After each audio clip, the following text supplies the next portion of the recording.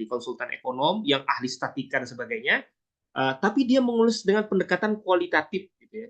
Yang mudah dikali sebagai orang kualitatif saya membacanya gitu. Jadi tidak hanya statistika, tabel-tabel dan sebagainya, tapi dia menjelaskan dengan bahasa yang logis yang saya kira karena dia pembaca sastra yang baik. Nah, dia berbicara di mana-mana yang intinya sebenarnya kita bahas setiap hari ini. Problem UMKM, krisis ekonomi, perceraian, kekerasan, masalah, ya tidak spesifik ke sana ya, permasalahan, mohon maaf Bapak Ibu ya, istilah ini kan kita kasus sosial, masalah ani-ani gitu ya, apa pelakor dan sebagainya. Itu ada pada aspek awal fondasi ekonomikal, baik struktural dan kultural. Nah, hal-hal ini kan sebenarnya kan kita temui dan bisa kita jadi insight untuk di bidang disiplin kita masing-masing untuk melihat kacamata kita gitu. Jadi problem kurikulum yang diteliti Bapak Ibu, misalnya dosen di bidang pendidikan, itu tidak akan bisa lepas dari problem ekonomi sosial di luar masalah teks gitu. Jadi bagaimana kita bisa melakukan evaluasi pembelajaran yang baik pasca COVID, apalagi generasi siswa-siswa kita yang masuk di perguruan tinggi yang cetakan COVID. Karena kalau kita melakukan in-depth interview gitu, mereka adalah dari basic keluarga kaum miskin, mau miskin gitu, yang mungkin serabutan, ekonominya sangat tidak stabil, apa substansial ekonomikal gitu ya dan sebagainya. Nah, dari bacaan yang saya dapatkan sebagai orang awam membaca ekonomi, maka saya akan dapat insight baru untuk melihat problem yang saya ingin teliti. Yang lain misalnya, bagaimana kita memahami fenomena sosial keagamaan, bagaimana kemudian masalah kenduri dan sebagainya tidak lagi kita ber, apa namanya bergelut di wilayah soal apa namanya fikih gitu ya, aspek etik yang itu sudah sebenarnya sudah jelas tidak terulang, tapi bagaimana distribusi sedekah misalnya ya, filantropi, atau kemudian bagaimana kita bisa forum apa namanya forum untuk kita bisa berbagi rezeki. Orang ke sana kalau niatnya cuma mau makan, apa salahnya gitu. Tapi kita bisa melihat bagaimana problem-problem ekonomikal yang fondasi logistik sederhana gitu. Uh, Makan siang gratis itu ya misalnya gitu ya. Itu problem sederhana yang kita lihat sebenarnya bisa kita gali. Walaupun kita basicnya cuma apa basicnya tidak orang ekonomi. Jadi aspek-aspek ekonomi religion itu tetap penting dan itu menjadi semacam tantangan sekaligus tambang ide di studi Islam di kajian PTKI UIN ya di Indonesia, PTKIN di Indonesia. Nah, apa namanya dan kemudian Kecil Itu Indah ini misalnya yang diterbitkan di awal 80-an versi terjemahannya dan cukup bestseller ya di generasi aktivis dan intelektual apa namanya di masa Orde Baru sebelum era digital ini, dia kemudian saya punya pelihatan alternatif bahwa saya sebagai sivitas akademika atau namanya apa namanya orang IAIN gitu, orang UIN gitu, saya punya punya jawaban bahwa agama itu selalu kontekstual gitu. Di sini dia mengatakan di era itu lagi ya, di mana semangat sekularisasi Orde Baru tinggi gitu, agama kemudian dipinggirkan, ya kan, kebijakan pelarangan jilbab gitu ya, sebagainya. Dia menjawab alternatif walaupun dia bukan orang yang ahli teologi gitu ya, dia orang ekonom murni gitu. Schumacher mengatakan bahwa agama itu tidak bisa dipisahkan, peran agama itu penting karena kalau ekonomi tanpa moral hancur dunia ini. Nah, itu kan di Islam ada, di Kristen ada. Jadi etika tuh tetap penting. Nah, apalagi era AI sekarang ya. Jadi etika itu ditekankan beliau penting sekali. Relevan nggak dengan ustadz-ustadz kita, ustazah kita, atau bapak ibu yang juga kemudian mengajarkan mata kuliah yang menjadi ciri khas kita di Kemenak? Relevan. Jadi intertekstualitas itu tadi, bapak ibu, saya kira membuat kita dalam proses pengendapan terhadap naskah kita, itulah yang membuat kita kemudian dalam konteks menulis bahasa Indonesia ya, bapak ibu. Sekali lagi, punten saya kalau saya tidak berbicara di wilayah bahasa lain, itu menjadikan penelitian kita akan dikutip atau kemudian dibaca, buku kita tuh menginspirasi dan jadi apa namanya tambang amal ibadah kita. Jadi apalagi itu tujuannya untuk ini ya, tidak hanya sekadar citasi ya. Kalau ini niatkan sebagai anak rohani atau tambang amal ibadah gitu ya, bahasa tagline-nya Kemenak gitu ya. Jadi bacaan-bacaan kita jangan pernah meremehkan bacaan-bacaan kita dan jangan pernah me- meremehkan dengan siapa kita mengobrol atau dialog. Eh, Sebelum nanti mungkin kita diskusi, saya akan memberikan contoh yang lain. Ya, saya tidak terlalu percaya diri untuk menginikan slide ya, karena slide-nya mungkin nanti bisa dibagikan. Saya ingin ngobrol saja, sudah saya share juga dan bahan-bahan bacaan yang bisa diinikan Bapak Ibu ya. Suatu hari anak pertama saya Muhammad Ibnu Arabi itu umurnya 6 tahun ya.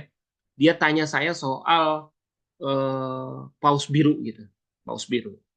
Saya sama sekali nggak paham saya paus biru ya. Paus biru itu apa gitu. Nah, pengetahuan yang saya amati dari anak saya yang punya curiosity-nya ke wilayah sains gitu, biologi saya lihat itu dari YouTube. YouTube. Jadi YouTube yang saya bisa kontrol karena YouTube-nya di TV ya, gitu ya. Dia belajarnya dari YouTube sebagai generasi alpha gitu.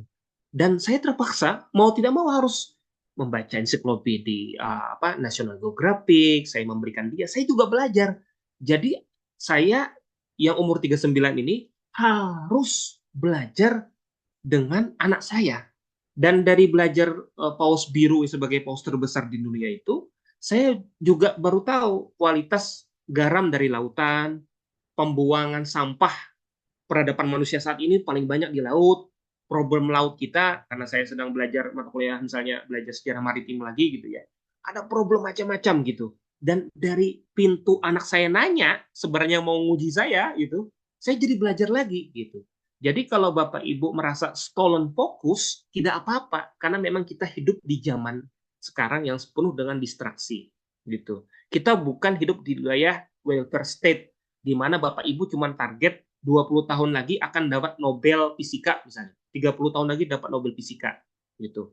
Bapak Ibu cuma berjuang untuk menjadi associate professor misalnya di kampus negara besar gitu. Tanpa Bapak Ibu tidak harus menjadi pengurus ormas, tidak harus menjadi pengurus RT, apalagi mau pilkada Bapak Ibu harus menjadi ketua KPPS gitu. Bapak Ibu menjadi orang yang menanggung ekonomi keluarga yang besar gitu. Mereka tidak punya itu. Mereka cuma fokus sebagai ilmuwan. Nah, kita orang negara ketiga itu membaca itu syukur-syukur alhamdulillah gitu. Jadi Bapak Ibu, tidak semua orang punya kapasitas, kemampuan dan apa namanya? Rahmat Allah taala itu bisa menulis gitu. Jadi mungkin dan itu kita harus menerima keadaan itu gitu. Jadi menulis bagus itu tidak semua dan tidak harus memang dosen tuh yang punya kemampuan berbicara retorikanya bagus gitu ya. Apa speakingnya bagus itu memang kemampuan beliau di situ nggak apa-apa. Tapi kalau harus dipaksa multi talenta ya tidak semua ada memang tapi tidak semua. Tapi tidak ada salahnya untuk kita mengasah kemampuan itu setidaknya untuk wilayah skop profesionalisme kita gitu ya. Jadi skop profesionalisme kita di wilayah keilmuan kita dan seburuk-buruknya tulisan selama itu prosesnya kita jujur, kita menguasainya, insya Allah Bapak Ibu kita coba daripada tidak menulis sama sekali. Terakhir sebelum saya sampaikan lagi untuk diskusi Bapak Ibu ke moderator, premis anatomi sederhana Bapak Ibu untuk motivasi ya, ini untuk diri saya sendiri Bapak Ibu juga buat mungkin mudah-mudahan untuk Bapak Ibu ya. Otak dan mulut itu kan secara autonomi dekat. Tapi otak dengan jari ya itu memang lebih jauh jaraknya dari otak dengan mulut. Jadi Bapak Ibu kalau merasa punya kendala, tidak percaya diri dengan tulisan, sama. Saya punya teman, saya juga begitu. Tapi proses untuk menjadikan tulisan itu lebih baik, tidak hanya sekadar kemudian berapa jumlah Scopus ID yang kita publikasikan, tapi kemana dan kemampuan kita relevan dalam penulisan. Konteks dalam dokumen sejarah misalnya proklamasi saja. Proklamasi yang singkat itu padat itu mungkin secara keredaksionalannya apa namanya gramatikal dan sebagainya buruk gitu. Tapi dengan proklamasi teks itulah kita bisa kumpul hari ini.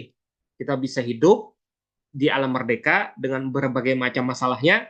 Nah, itulah yang membicarakan ini. Jadi sejarah dan takdirlah yang berbicara. Jadi jangan pernah menganggap karya Bapak Ibu sekalian itu sesuatu yang usang atau malah lebih paling bagus sedunia gitu ya. Jangan. Jadi itu bagian dari jejak proses dari penjelajahan kehidupan kita sebagai seorang intelektual. akademik gitu. Sekian dulu dari pengantar dari saya. Salah hilap mohon maaf, mungkin bisa kita diskusi dan mungkin memberikan kritik ke saya atau insight atau apapun itu kita berbagi saja. Nanti mungkin dalam proses diskusi nanti akan memberikan contoh bagaimana kendala-kendala itu. Yang ini intinya saya tidak akan menjelaskan teknis karena saya percaya Bapak Ibu ada, tapi kita berbagi cerita pengalaman kendala dan bagaimana kita coba melihat insight-insight yang bisa kita lakukan, menjadikan memotivasi kita lagi untuk kembali membaca ulang tulisan kita yang sedang diproses ini ya.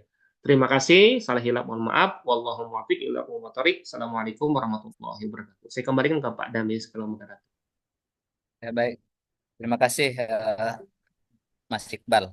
Saya kira detail sekali beliau bercerita ya terkait dengan hubungan penyunting naskah buku ini. Mungkin Bapak Ibu eh, peserta yang ingin bertanya, silakan. Tanya, Mas, Bu Oh Elita. ya, ada Ibu Ya, Elita, silakan Bu. baik. Terima kasih. Assalamualaikum warahmatullahi wabarakatuh. Sudah Waalaikumsalam banyak warahmatullahi yang wabarakatuh. disampaikan tadi oleh sahabat Muhammad Iqbal, tapi kita merasakan bahwa menulis itu memang dinamikanya sangat sangat dinamis ya. Kadangkala itu kita merasakan judul kita sudah mantap, tapi dalam perjalanan waktu hasil renungan kita mencoba untuk memperbaiki, menyempurnakan dan lain sebagainya, sehingga kadangkala kita pun harus merubah lagi sampai ke dalam gitu. Artinya sepanjang tulisan itu belum selesai, biasanya yang membuat tulisan itu selesai itu deadline waktu. Jadi umpamanya harus kumpul hari ini gitu ya. Maka titik penyelesaiannya juga pada hari itu gitu. Ini kenapa kok kita tidak bisa terstruktur dengan baik ya, padahal tadinya kita sudah sangat pede ini sudah OC, tapi setelah kita lihat masih ada waktu, kita baca lagi, nah berubah lagi dia. Oh ini belum masuk, oh ini belum kita tambah alinea. Oh ini kayaknya kurang tajam. Itu mungkin satu masalah yang kita hadapi di dalam menulis, dalam membuat buku, dalam membuat jurnal dan lain sebagainya. Artinya dinamika untuk berubah itu selalu berkembang pesat gitu ya. Sehingga yang membatasinya hanya limit waktu harus kumpul hari ini jam 12 malam biasanya kumpul, maka jam 11 koma sekian kita baru menyetop semua ide-ide yang baik. Kemudian kenapa ide itu munculnya di deadline-deadline gitu ya? Padahal kita kadang-kadang, wah ini sudah bisa kita buat. Tetapi itu tidak selesai-selesai gitu kan. Tidak selesai-selesai, tidak selesai-selesai.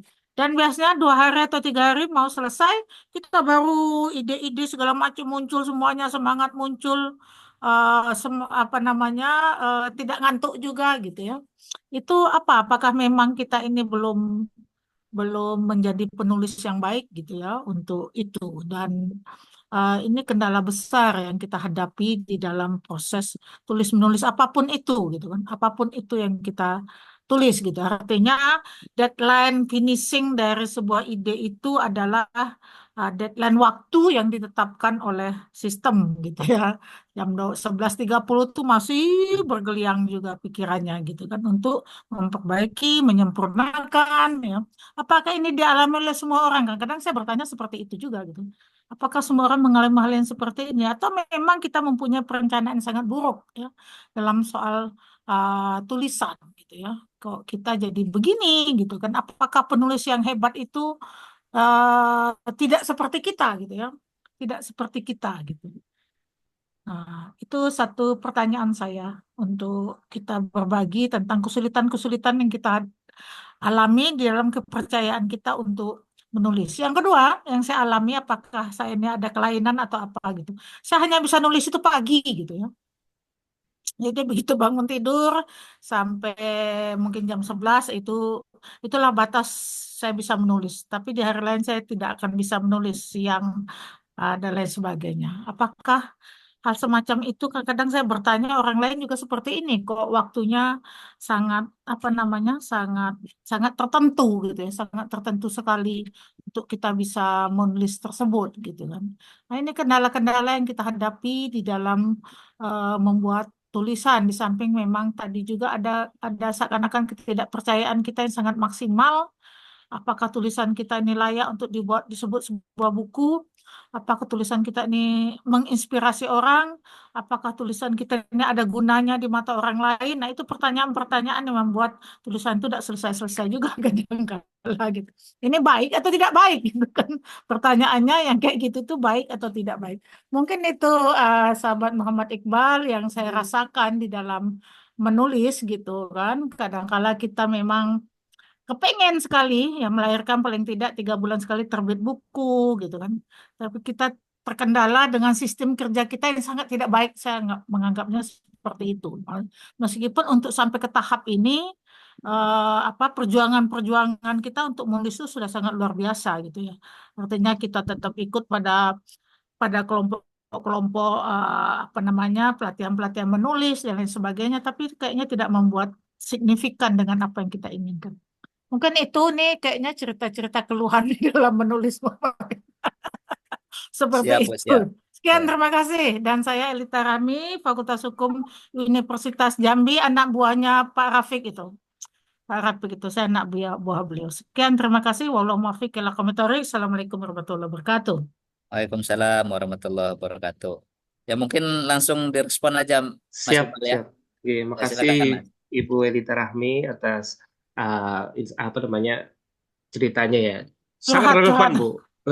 Sangat relevan, Bu, dengan apalagi kami ya yang masih masih junior ini ya. Sangat relevan, Ibu. Jadi tapi saya punya cerita yang menarik. Jadi ada teman namanya Ismail Fajri Alatas gitu.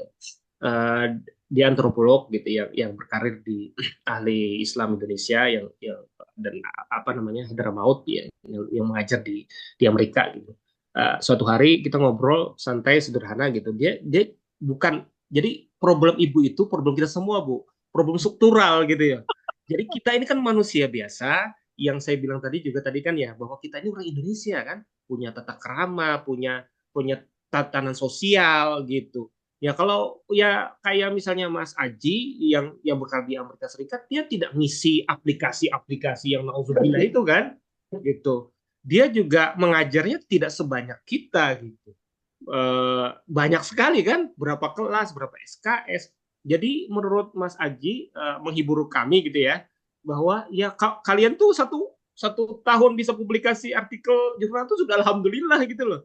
Jadi apa namanya kita ini kan ya karena memang mau tidak mau sistem ini sebenarnya kan yang sejujurnya faktualnya kita ini kan baru level kan teaching ya, teaching university, tapi dipaksa menjadi riset gitu. Beda kalau kita sebagai ASN di wilayah BRIN atau kelembagaan dan penelitian yang tidak ada mengajar, ada pengabdian masyarakat dan sebagainya. Jadi kalau merasa Ibu Elita merasa bahwa saya ini sebenarnya sudah berusaha maksimal dengan distraksi macam-macam keseharian, tanggung jawab saya sebagai pengajar, tanggung jawab sebagai apalagi ibu rumah tangga gitu loh.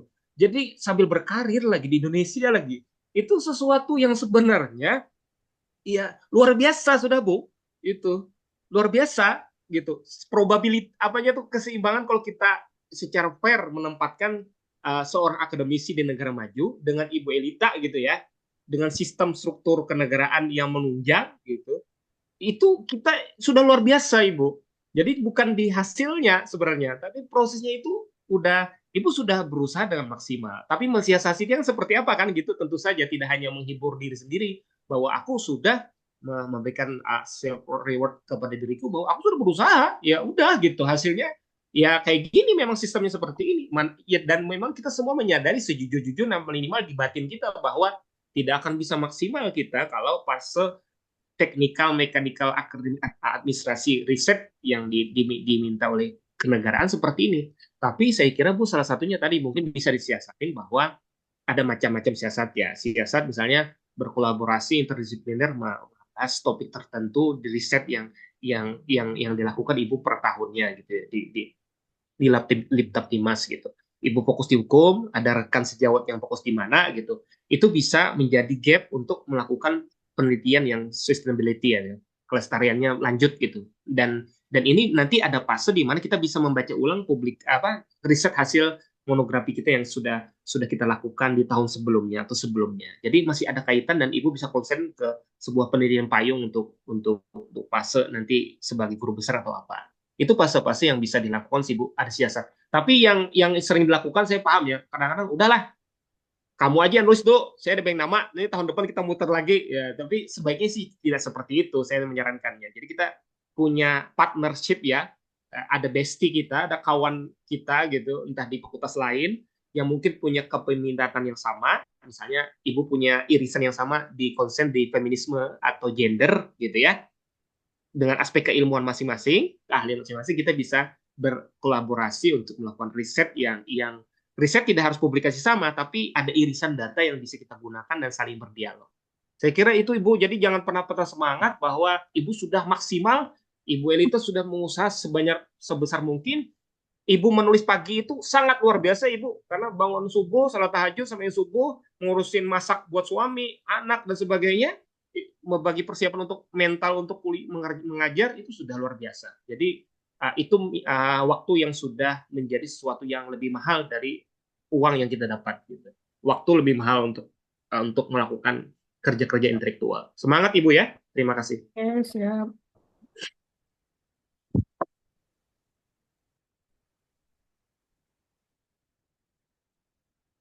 Halo, Pak Damiri. Baru terlempar tadi beliau. Baru masuk lagi. Ya, dengar suara saya? Ya, dengar. Oke, jelas. Dengar saya suara Mas Abid, dengar saya Mas? Ya, ya, Oke. ya. Ya, baik, terima kasih.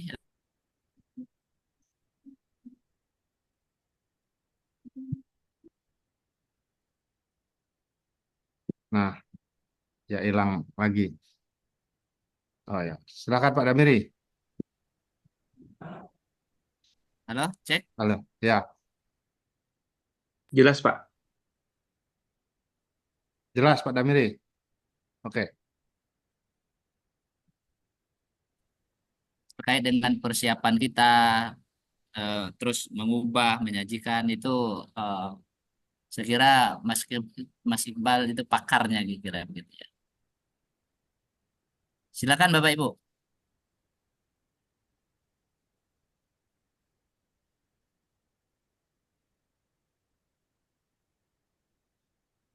Nah, saya tanya dulu kalau gitu, Pak Damiri. Oh ya, silakan Mas Abid, silakan Mas. Ya, terima kasih, eh, apa, Mas Iqbal. Jadi, apa namanya? Saya tadi mati lampu di rumah, jadi saya buru-buru ke kantor ini tadi. Dan rupanya agak macet karena di kampus Bu Elita ini eh, Sudah. wisuda ya. Jadi Bu Elita Rahmi ini guru besar di Universitas Jambi. Jadi terima kasih Ibu sudah Salam kenal Ibu hadir. Elita. Ya, Mohon siap. bimbingannya. Ya. Jadi Saya adik, tidak adik, datang sudah karena ingin menyelesaikan tulisannya hari ini. oh gitu ya. Adik saya Ya, itu Pak Cik. apa satu kolega sama Ibu di Fakultas Hukum. Ya, Ya. Pak Rafiq, Pak Ini Zulfa. Zulfa. Ya. Ya. Eh, Bapak Ibu, apa namanya, kita terima kasih ke Pak Iqbal yang sudah berbagi, dan terus terang saya ini pengagum beberapa tulisan Mas Iqbal. Jadi saya punya buku-buku beliau ya, eh, yang saya suka itu kan yang dari skripsi ya, yang mengenai pidato Soekarno di Amuntai. Jadi dari satu pidato itu udah jadi skripsi itu, Bapak Ibu. Nah, jadi skripsi. Jadi ini juga asik kira-kira gitu.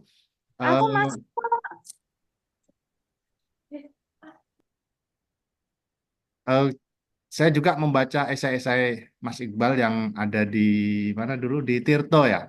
Ya, di Tirto. Jadi selama 1 bulan Ramadan, Mas Iqbal ini diminta setiap hari untuk menulis satu artikel bersambung di Tirto. Jadi setiap hari, dan itu saya kira sulit sekali, dan hanya orang-orang yang kuat bacaan seperti Mas Iqbal yang mampu melakukan itu. Em, pertama saya ingin nanya begini, Mas Iqbal. Jadi menjadi penyunting ini kan rumit sebetulnya, posisi yang apa ya? Jadi kalau Bapak Ibu membaca buku dan buku itu bagus, ya buku itu bagus, kita cenderung akan memuji penulisnya. Ya, wah ini penulisnya memang top ini. Tapi kalau buku itu buruk, ya kita akan mencaci ini editornya ini ngapain ini kok nggak kerja kira-kira gitu. Jadi menjadi editor atau penyunting itu ya problemnya seperti itu. Jadi kalau bukunya bagus dia tidak dipuji tapi penulisnya. Tapi kalau bukunya jelek yang kena itu editornya.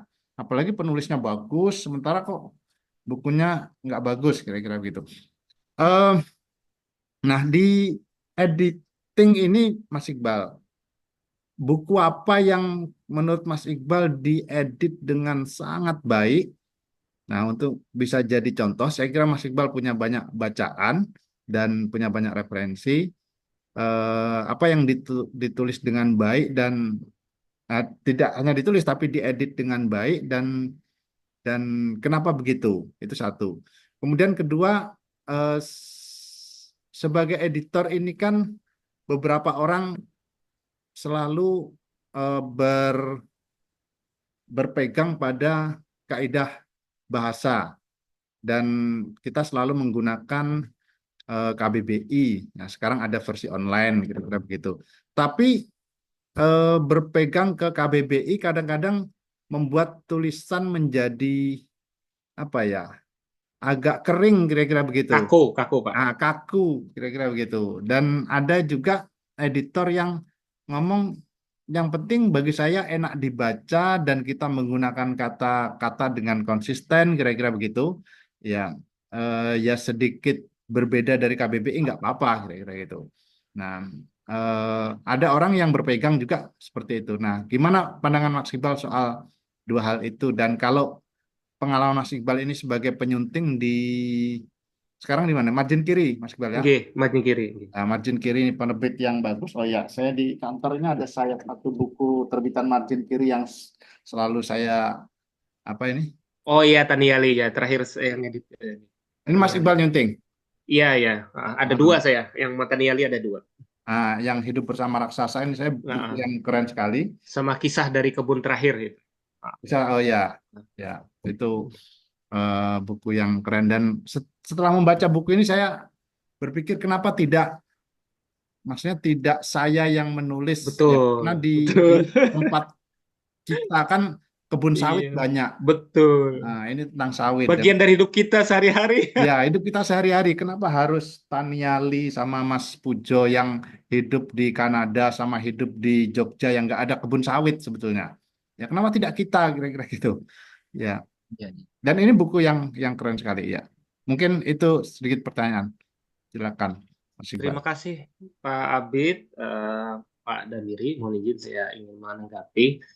Em, Gimana ya? Tadi saya juga masih relate dengan Ibu Profesor Rita ya, soal tantangan kita seperti itu ya, distraksi gitu. Ini kita harus jujur ya, soal kita hidup di dunia ketiga gitu ya, distraksi dengan sistem digitalisasi sekarang, terus kita juga bagian dari masyarakat makhluk sosial dengan tradisi Indonesia yang melekat soal tradisionalismenya gitu.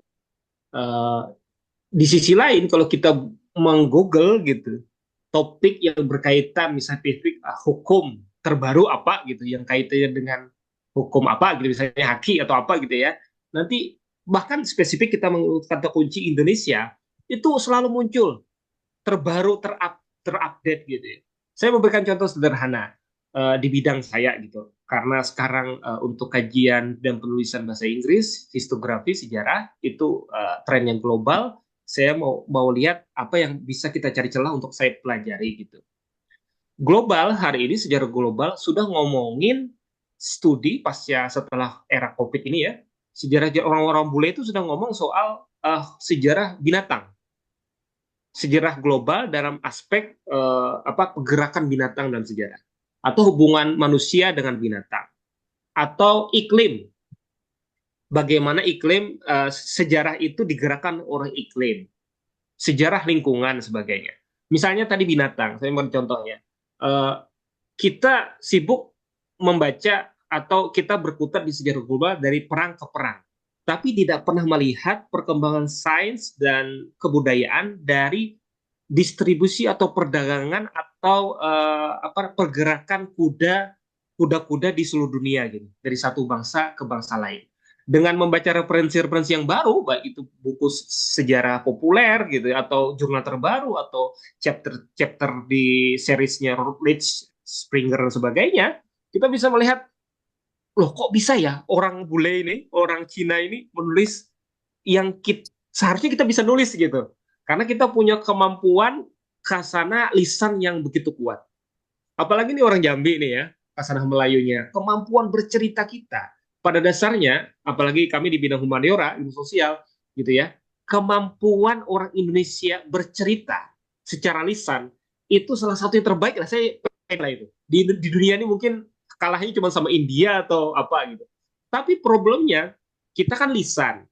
Ketika kita mentransmisikan ke dalam tulisan, nah itu jadi masalah kan gitu. Sedangkan orang-orang asing ini, orang-orang yang kuat di dalam bahasa Inggris gitu, tradisinya sudah mapan, kuat, Cambridge, Oxford sebagainya itu mereka apalagi Cina ya gitu, atau India gitu dalam tradisi penulisan karya ilmiahnya sekarang, mereka sudah proses transformasinya sudah kuat dalam arti tulisan. Nah, kendala-kendala ini saya kira kita hadapi ketika kita mengangkat satu topik, kita membandingkan publikasi atau isi kualitas atau bacaan yang kita dapatkan dari dalam teks yang ditulis oleh orang ahli Indonesia, orang asing, atau dari publikasi orang Indonesia. Itu yang saya alami sebagai seorang penyunting. Misalnya seperti ini, sebagus-bagusnya skripsi, ya, yang juga ada rentang waktu mungkin dari proses skripsinya diterbitkan ke kemudian dialihwahanakan menjadi buku, gitu. Di Indonesia tetap batas halaman dan batas keterbacaan skripsi itu terbatas. Setidaknya saya alami, saya sebagai penulis skripsi, yang kemudian rentang waktu sekian 11 tahun saya terbitkan. Ada jeda waktu, ada keterbatasan, kemampuan bacaan, dan pengalaman bacaan, dan pengetahuan yang dangkal dalam penulisan itu. Pengalaman saya menyunting beberapa skripsi yang bagus dan diterbitkan di majen kiri, khususnya di bidang sejarah gitu. Tidak bisa juga, karena kita tahu secara ilmiah, karena kita masing-masing juga pembimbing skripsi di kampus masing-masing, skripsi itu kan baru calon peneliti kan, latihan gitu. Maka kemudian tetap terbatas. Nah, maka kemudian kadang-kadang pengulangan, repetisi, atau kemudian size halaman, karena kita ngomong fakta-fakta yang ingin kita sampaikan dalam narasi, kita juga tidak bisa melebay-lebaykan data gitu. Jadi beda sekali memang antara kualitas tesis dengan skripsi. Tapi dengan keterbatasan itu, kita tetap menghormati atau melihat itu sebagai sebuah hasil produk dari fase perjalanan intelektual kita. Jadi saya merasa bersyukur, alhamdulillah tidak menyangka kemudian rentang waktu yang belasan panjang itu skripsi saya dibukukan dan kemudian saya tetap menganggap itu bagian dari jejak proses intelektual saya. Jadi itu ya sudah, itu bagian dari produk saya sebagai mahasiswa skripsi gitu. Jadi belum era jurnal gitu kayak sekarang ya, Sinta 3, Sinta apa gitu. Tapi itu saya syukuri gitu. Dari fase itu, jika seandainya saya posisikan sekarang mau umur 40, dari pembacaan saya menganggap itu begitu dangkal. Kalau secara struktur arsitektur naskah, maka ketara sekali saya sadar bahwa volume halaman dari sumber-sumber primer yang saya gunakan, banyakkan malah pengantar. Jadi di skripsi saya itu, yang dibukukan itu, saya banyak malah memberikan pengantar tentang sejarah latar belakang misalnya daerah saya ya, kalau saya Amuntai atau Kalimantan Selatan bagian utara gitu. Itu kemudian dikritik habis-habisan oleh sivitas akademika atau pembaca saya di provinsi asal saya, Kalimantan Selatan. Ngapain kamu nulis ini hampir 40% dari teks yang dibukukan?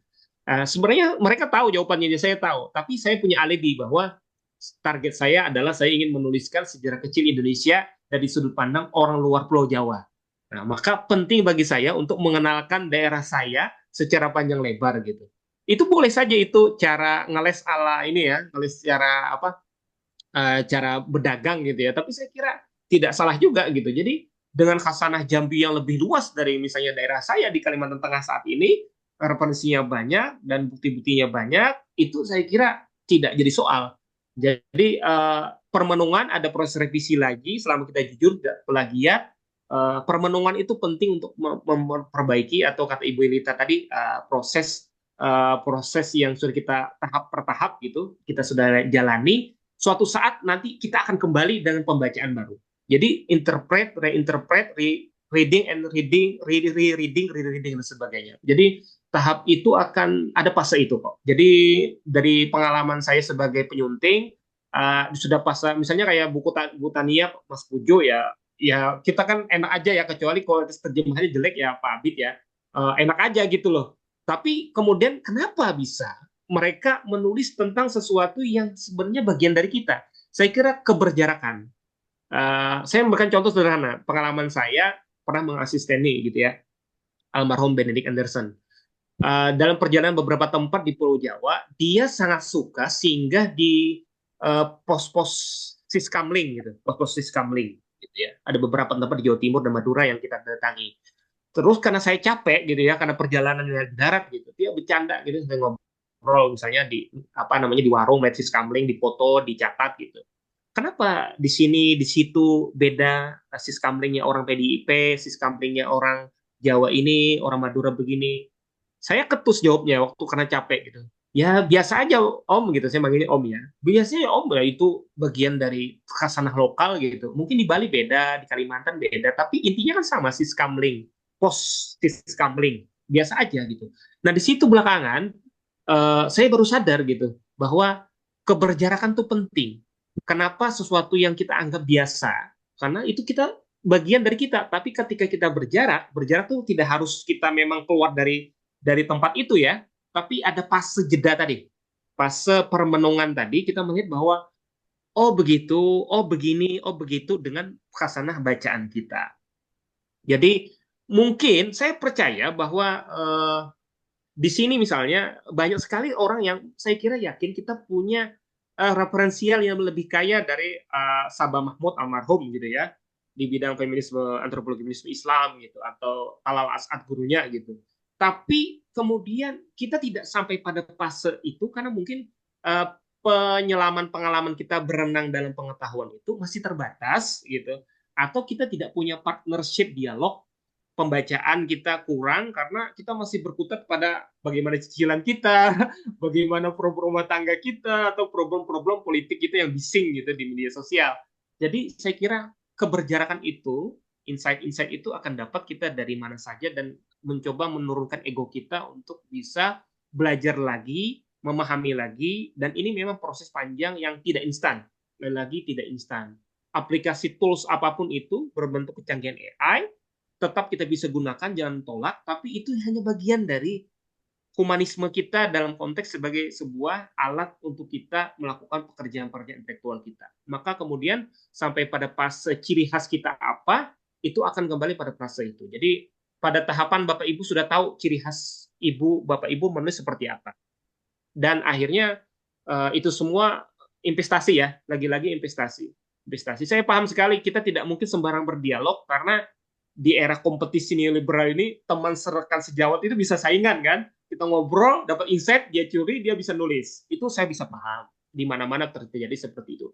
Tapi saya kira proses permenungan ini bisa kita gunakan juga untuk pencatatan. Kadang kita dapat ilham gitu banyak, tung banyak gitu ya, ketika Ibu Elia sedang memasak gitu untuk cucunya atau anaknya gitu masak, gitu. Tiba-tiba kok ada ide ini ya, ide. Nah, kadang-kadang muncul saja tapi kita lupa merekamnya, entah dalam catatan atau apa gitu. Nah, setelah kita atau ibu bapak merasa dapat dejavu, semacam dejavu. Ibu baca-baca gitu. Misal ya, saya memberikan contoh. Sekian tahun yang lalu ada teman gitu ya, seorang akademisi di negara bagian apa di Jerman gitu ya. Dia antropolog, dia nulis tentang kuyang gitu ya di Kalimantan Barat. Saya tidak menyebut namanya, mungkin bisa ibu aja browsing gitu ya. Kebetulan istrinya itu teman saya juga. Nah, dia si antropolog ini nulis kuyang dan itu kemudian jurnalnya dan sekian tahun penelitian di lapangan ini ya gitu ya, itu disitasi banyak orang dan orang Indonesia harus mensitasi punya dia. Nah, suatu hari satu grup WhatsApp di kampus kami itu karena jurnal bagus ya, itu dengan arah antropologi gitu. Memang tidak secanggih Ibu Taniali yang punya pengalaman 40 tahun lebih meneliti tentang Indonesia. Tapi sebagai peneliti muda, teman kita ini antropolog Jerman ini nulis dengan bagus dan tentang fenomena penjelasan Puyang dengan canggih, bertempur bergelut dengan teoritis gitu. Tapi akhirnya komentarnya hanya ini, Allah cuman seperti ini kok di kampus saya, cuman masalah Kuyang kok bisa Q1 gitu dan sebagainya. Nah ini kan akhirnya pada dasarnya kita memunculkan kesadaran minder kita, kompleksitas kita, inferiority kompleks kita melihat mereaksi suatu penolakan dan tidak mau belajar dari wilayah yang lain gitu. Jadi kendala terbesar itu adalah ketika deep learning kita membaca bahwa seharusnya aku bisa belajar dari mereka. Seharusnya aku bisa menulis seperti ini, yang bagus seperti ini. Bagus dan tidak bagus itu kan tergantung kita membaca dan pengalaman kita pembacaan kita. Tapi tidak ada salahnya kita punya standar-standar pembacaan dan jangan lupa bahwa mereka orang-orang yang maju sebagai peneliti yang bagus di bidang ilmu sosial humaniora ini adalah muncul dari kurikulum tradisi berpikir nalar logis, filsafat dan pembacaan kesusastraan yang sejak dini dari sejak kecil. Tradisi kita, kesusastraan kita hanya dongeng penting sekali dari keluarga kita, dari orang tua kita, tapi kita tidak terbiasa secara literally gitu ya, pembacaan dalam arti tradisi pembacaan kita. Kita tahu Hamka, tapi mungkin tidak semua orang membaca karya sastra Hamka, kecuali mungkin tafsirnya gitu ya. Itu juga kalau membaca tafsirnya.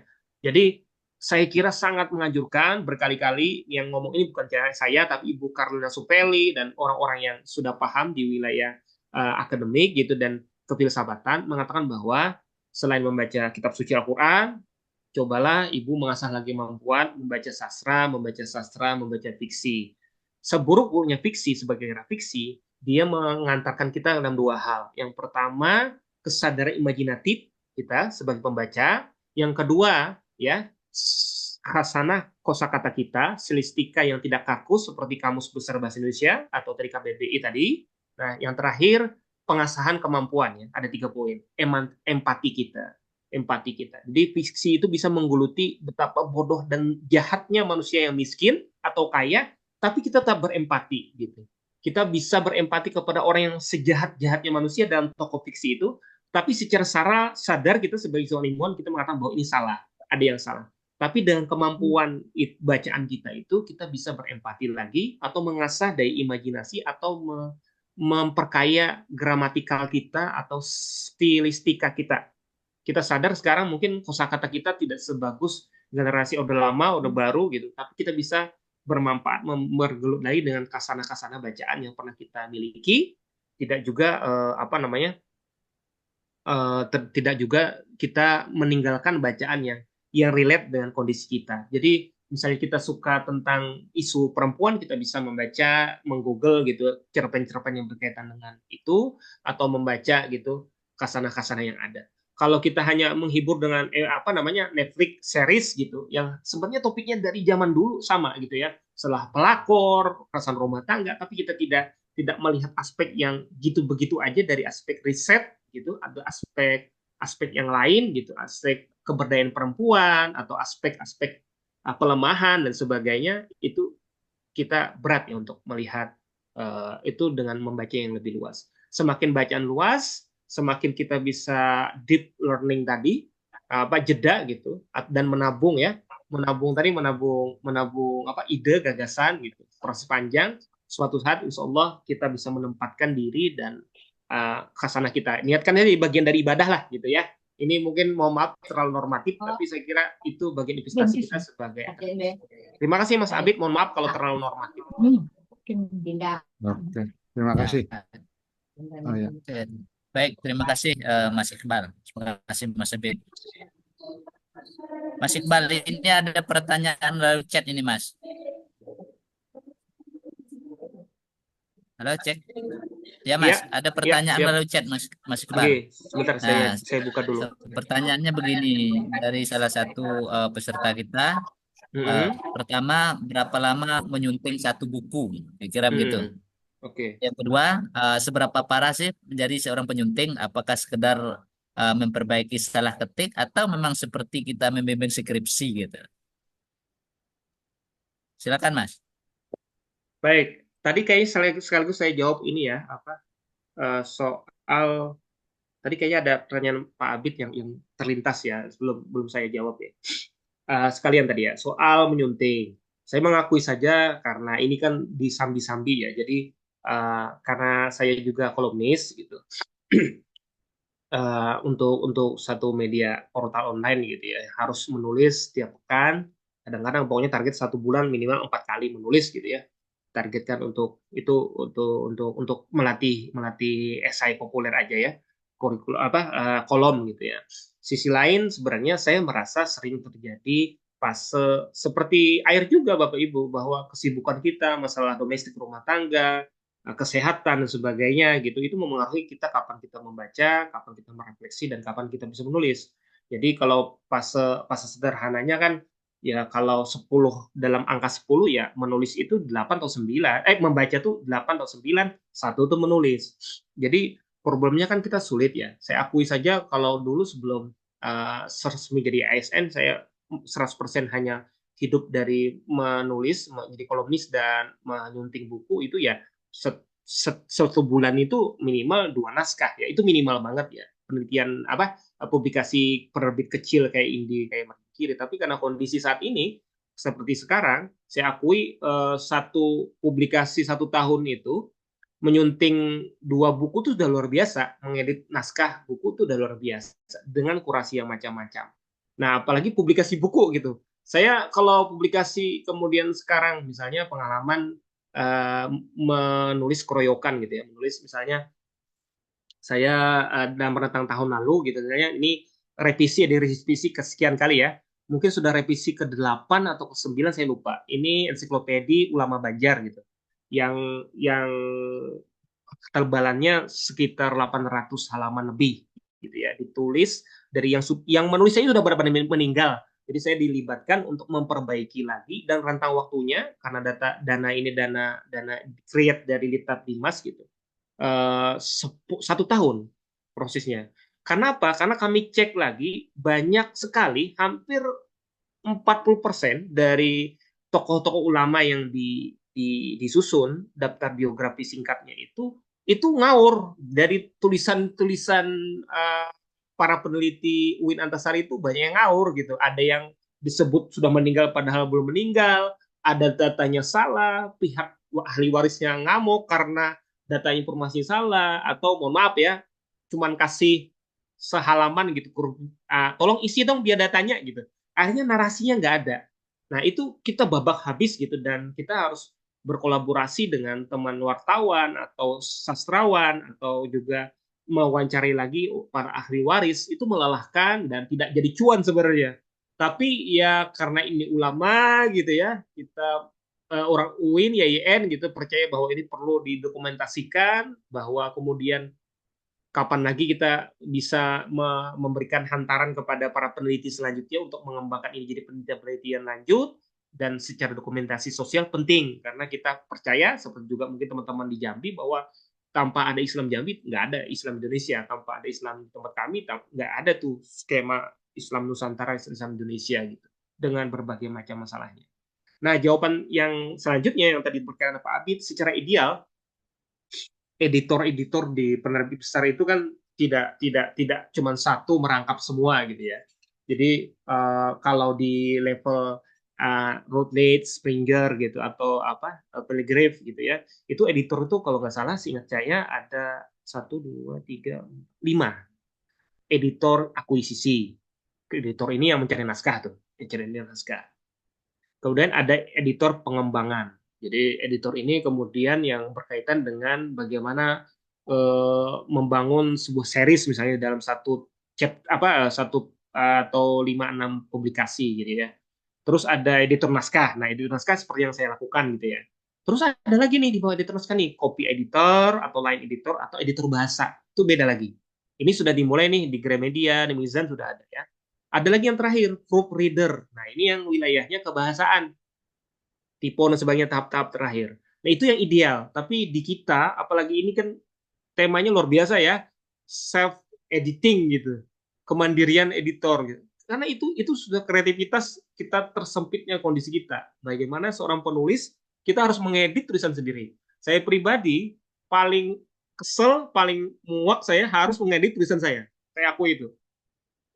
Ya Allah ya Robbi, manusia sudah setengah mati, kita harus ngedit tulisan kita sendiri gitu. Udah levelnya udah enak gitu ya. Makanya perlu ada jeda atau kita memang tapi kita nggak punya dana besar untuk membayar orang. Kita juga nggak bisa sabar dengan rangkaian penolakan-penolakan naskah penerbit gitu ya.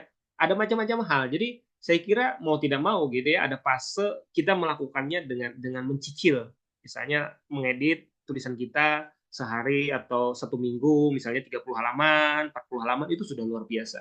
Saya kira salah satu manfaat terbesar bagi saya, keberkahan hidup, adalah saya belajar dari penulis dengan cara menyunting tulisan orang lain, membaca terjemahan orang lain, menuliskan, membuatnya redaksional lebih enak dibaca. Itu problem yang bisa kita dapatkan sebagai pembelajar, sebagai editor. Jadi tadi Pak Abid juga menyebutkan ya, ada 2 profesi di dunia perbukuan itu yang kalau hasil bacaan itu kan kita bayar, kita beli itu sebagai sebuah bentuk profit. Kita membeli, pasti kita tidak mau hasil kita beli ini, buku yang kita investasi ini, kita baca, itu hasilnya jelek. Maka saya sebagai pembaca pun persis sama. Sebagai seorang konsumer, saya beli buku. Ketika buku itu jelek, maka 2 orang yang akan saya salahkan kalau itu buku terjemahan. Yang pertama penerjemah, yang kedua editor. Saya yang editor itu, apalagi yang pembaca biasa gitu.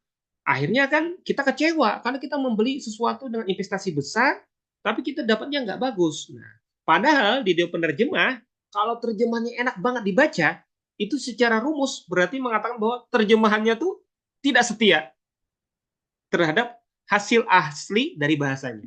Apalagi bahasa kedua, misalnya naskah, kalau kayak naskah yang saya sebutkan rekomendasi ini, Kecil Itu Indah, ini kan memang ditulis orang Jerman dengan tradisi filsafat Jerman, tapi kan ditulis dalam bahasa Inggris. Jadi dia aman lah ya, diterjemahkan langsung dari bahasa Inggris. Tapi kalau misalnya dari kitab bahasa Arab, diterjemahkan ke bahasa Inggris, kemudian kita menggunakan istilah terjemahan dari bahasa Inggris, maka setengah mati lagi kita tuh.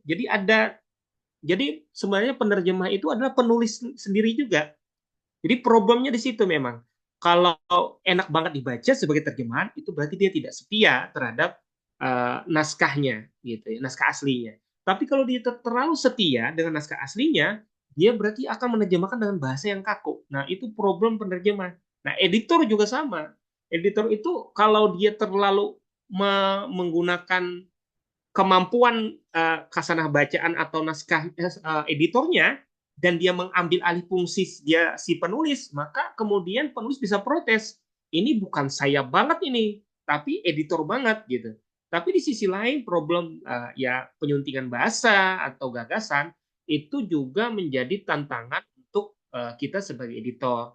Pengalaman saya biasanya kalau ke redaksian bahasa, saya akan browsing dulu si penulis ini sudah punya pengalaman nggak sih menulis sebelumnya, entah itu opini populer atau mungkin jurnal. Saya akan browsing dulu cara menulisnya. Jadi, karakteristik dia pembaca seperti itu. Tapi di sisi lain, kita harus mengoreksi data yang ditemukan. Misal pengalaman saya, ada anak muda UGM, bagus sekali, dia ahli perburuhan Indonesia saat ini, namanya Mas Mukhtar Habibi. Saya punya pengalaman nyunting satu bukunya yang disertasinya besok kayaknya belum ya, yang terbitan Springer ya. Tapi ada bukunya gitu. Pengalaman saya, dia tulis bagus sekali tentang surplus pekerja di kapitalisme pinggiran gitu. Riset yang bagus gitu, yang dipuji sekali sama Pak Fedi Hadis gitu ya, yang menjadi mentornya kemudian di disertasi PhD-nya di Australia. Tapi ada problem di mana kami bingung. Jadi misalnya di daftar catatan kaki di footnote-nya, dia mengutip satu pidato politik yang dikutipnya dari buku Herbert Reed ya, yang apa namanya, pemikiran politik itu. Nah, kami mau ngecek dia ini mengutip edisi terjemahan LP3IS atau edisi aslinya Cornell. Karena terjemahan LP3IS itu terjemahan yang diterbitkan di masa Orde Baru. Ada proses censorship. Nah, apakah memang terjemahan? Kalau tidak mengulang terjemahan, terus kita tanya, kamu mengutipnya dari bahasa Inggris atau bahasa Indonesia? Dia lupa. Maka saya harus mau otak-atik tuh, membandingkan kutipan yang sebenarnya cuma satu kalimat atau satu paragraf gitu, dari bahasa Inggris dengan bahasa Indonesia. Harus sedetil itu. Contoh lain, saya dimarahi oleh apa namanya, editor saya gitu ya, senior saya, untuk ngecek data lapangan dari seorang filsuf namanya Karl Fraenkel ya, bersama Plato di Palestina.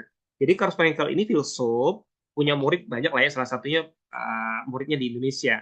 Tapi dia menuliskan pengalaman autoetnografinya. Jadi nulis buku itu ada teoritis, ada juga bab yang autoetnografi. Jadi Karl Fraenkel ini pernah jadi profesor tamu atau postdoktoral di UIN Aulit Makassar sekian tahun yang lalu gitu. Nah, maka ada cerita tentang satu ormas gitu, ormas di Sulawesi Selatan yang dikutip sama dia, dijelaskan data-datanya, tapi dia tidak banyak mengutip karya ilmiah tentang ormas itu. Maka saya teledor, saya tidak ngecek informasi itu dengan membandingkan. Walaupun jurnalnya itu atau publikasi ilmiah itu tidak dikutip sama dia karena sudah lewat, karena sudah lama, rentang waktunya 10 tahun yang lalu. Maka saya mencari itu jurnal itu yang berkaitan dengan itu untuk membuktikan verifikasi data. Walaupun referensi itu tidak ada di buku Karl Fraenkel. Harus seperti itu, kita cek cross check.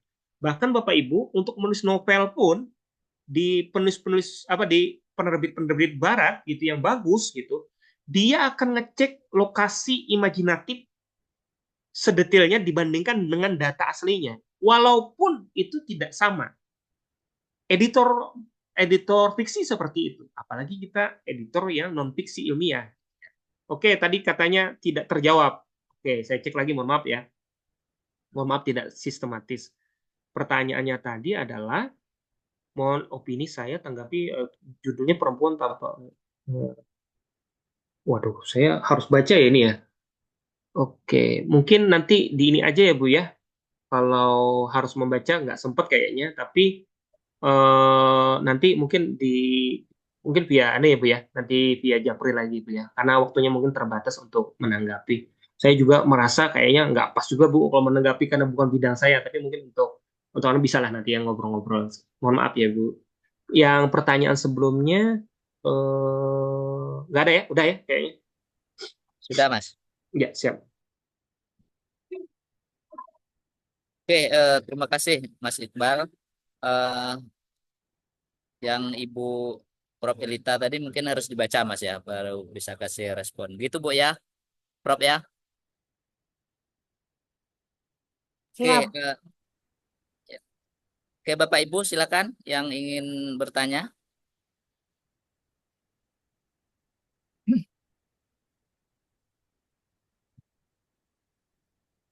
Mungkin tanya lagi masih boleh, Mas Damiri?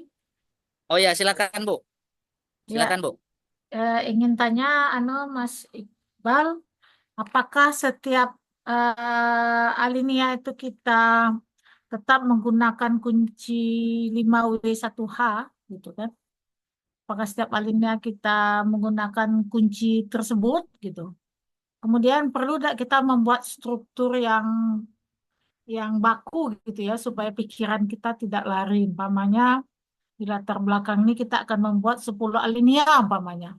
Alinea 1 kita akan tulis kisaran ini, alinea kisaran ini, alinea kisaran itu.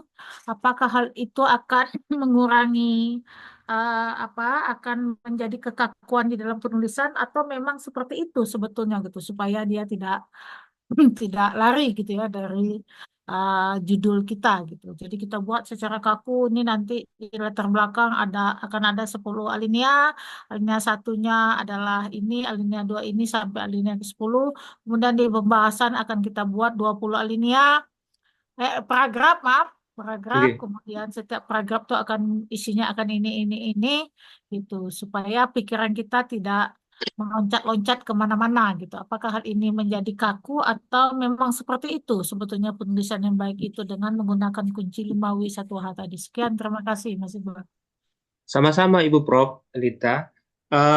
Memang saya paham Bu. Jadi begini, kendala terbesar biasanya dari obrolan-obrolan senior saya yang memang kan ini skala prioritas kan yang kita untuk sejawat, untuk keahlian itu kan sebagai keprofesian kita, keilmuan kita kan memang yang paling utama kan pasti publikasi jurnal ilmiah gitu ya. Nah, ketika kita masuk ke bunga rampai, book chapter, apalagi itu buku utuh gitu, apalagi kita punya nawa itu di luar apa tanggung jawab kita ya untuk kredit sebagainya, yaitu kita berharap pembaca kita lebih luas di luar para orang yang membutuhkan wilayah topik itu. Jadi kita ingin bahkan pada level mungkin berdoa hasil riset kita itu berdampak ya, berimpact kepada sosial bahkan kebijakan kan. Itu tentu saja sesuatu yang bagus gitu. Nah, problemnya adalah kan ini tadi pembaca itu kan beda-beda tuh ya, pembaca gitu ya. Kayak saya tadi misalnya saya awam sekali ekonomi tapi saya ingin dapat insight dari ekonomi. Kan gitu. Maka saya perlu membaca tulisan orang yang ahli ekonomi ya. Misalnya tadi Schumacher yang tua gitu yang sudah meninggal atau Muhammad Yunus atau siapapun gitu ya yang kira-kira yang membuat saya enak membacanya kan gitu ya. Nah, saya memberikan tidak bisa menjawab struktur apa tadi Ibu, tapi kalau di jurnal kan biasanya ada imrat, non imrat gitu ya. Itu kan sudah wilayahnya penulisan struktur. Kalau saya begini Ibu, kalau kita kan irisannya hukum, ilmu sosial, gitu, ekonomi, humaniora kan sebenarnya kurang lebih saja ya tentang manusia lah gitu. Saya menyarankan Ibu, kalau memang tidak suka fiksi, maka mungkin insight terpaling ini Bu membaca laporan-laporan etnografi. Sangat merekomendasikan. Laporan etnografi itu menurut saya laporan yang ditulis dengan cara naratif. Jadi kemampuan bercerita gitu. Kemampuan bercerita itu yang saya kira penting kali digunakan oleh orang-orang yang berpengalaman terbiasa menulis jurnal ilmiah ya, yang berokupasi ketika dia harus menulis buku chapter atau buku utuh gitu, yang targetnya untuk membaca lebih luas gitu. Jadi saya sangat merekomendasikan yang pertama tadi ya mungkin menurunkan ego untuk membaca fiksi, nah, untuk saya kira tidak harus meniru tapi dia dapat insight untuk kebahasaan. Jadi misalnya begini, kami di sejarah kami sering tuh Bapak Ibu mengeluh siapa sih yang membaca buku sejarah gitu karya ilmiah saat ini. Tapi kalau kita berjalan ke toko buku Gramedia, maka kalau topik yang laku di generasi milenial Gen Z juga ya, itu adalah bukunya misalnya Ibu Leila Chudori. Nah, itu ya ada 1-2 novelnya ya, yang berbicara tentang 65 dan berbicara tentang reformasi 98. Nah, itu kan topik sejarah yang sebenarnya menurut kami itu kalau di bidang sejarah itu dangkal banget, topiknya biasa banget.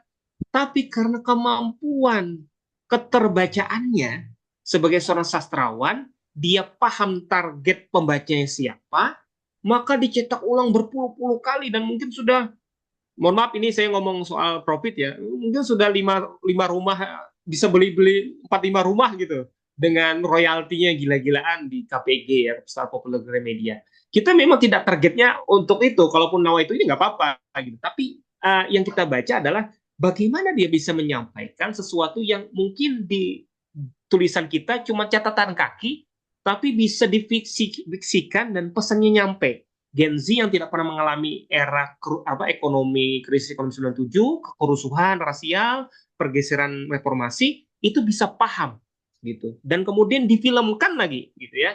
Jadi laut bercerita itu difilmkan lagi gitu ya. Itu luar biasa Aliwana. Nah, ini yang sebenarnya tantangan kita akademisi, kita tidak harus seperti itu, tapi kalau cuma disitasi dan sebagainya dan tidak berimpact, akhirnya kan impact kepada ekonomi kita, apalagi juga impact kepada pencerahan masyarakat, ini problem sederhana. Jadi saya menyarankan sekali karena kita memang tidak harus seperti itu, tapi mungkin misalnya isu tanah dan perempuan, misalnya ada Ibu Sulis ya, Ibu Rianti Sulistiowati di UI yang ahli hukum, tapi juga antropolog.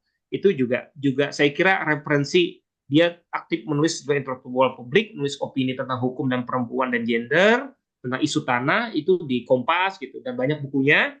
Dan mungkin ini juga saya rekomendasikan ya, mungkin Bapak Ibu sudah punya ya, karya tulis ilmu sosial yang disusun oleh tim penyunting jurnal antropologi di UI.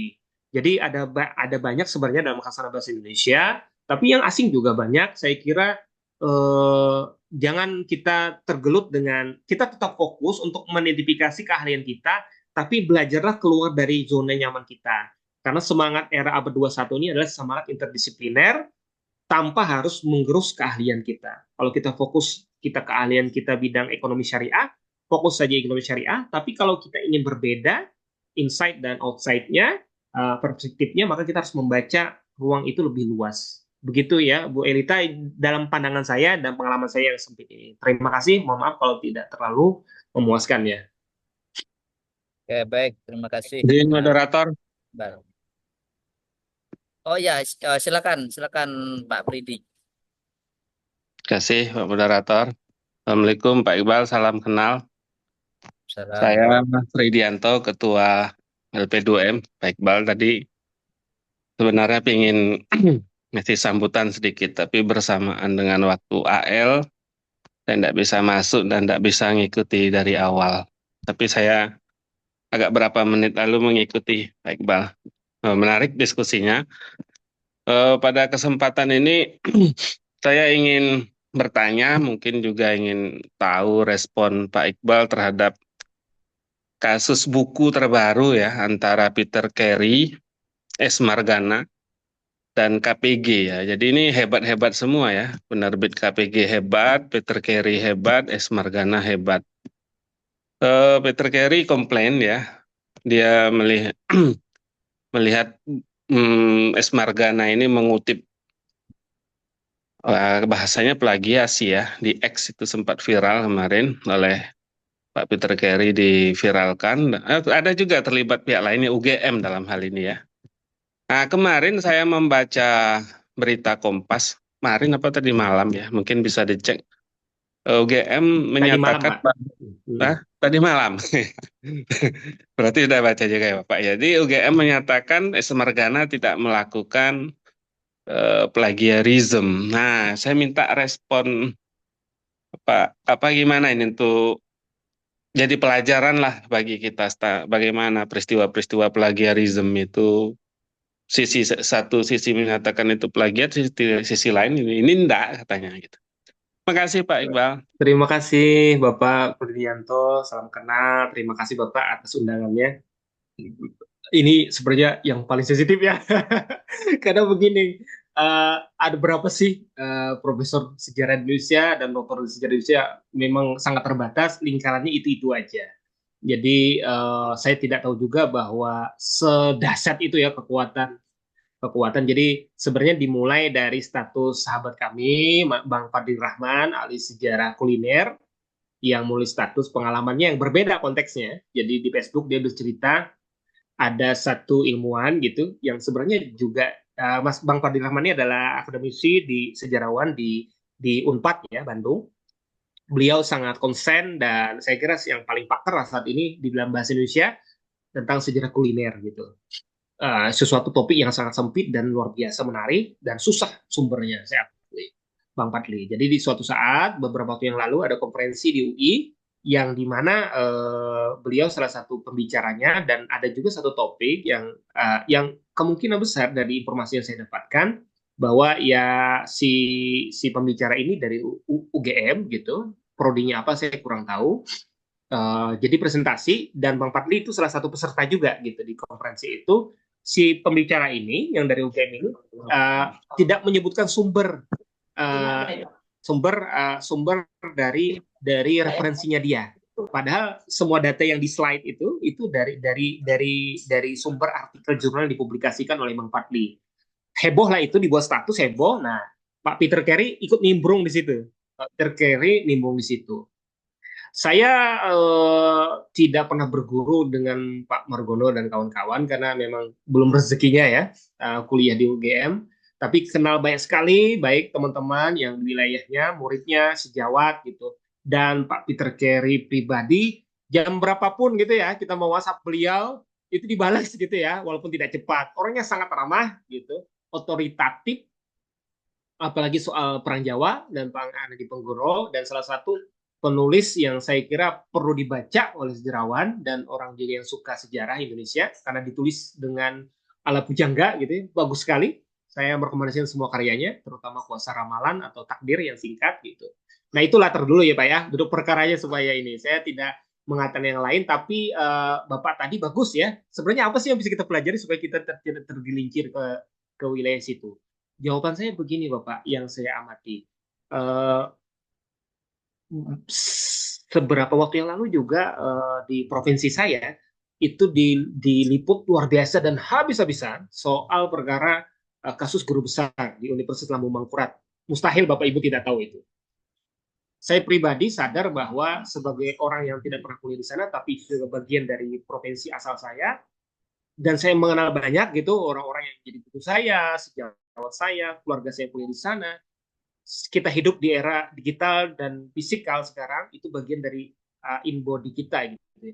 Saya kira kita paham kondisi seperti itu dan ada baiknya sih mending diam saja ya. Saya kira ya, kalau saya memilih diam saja karena tidak bolehlah kita berak di tempat kita makan gitu.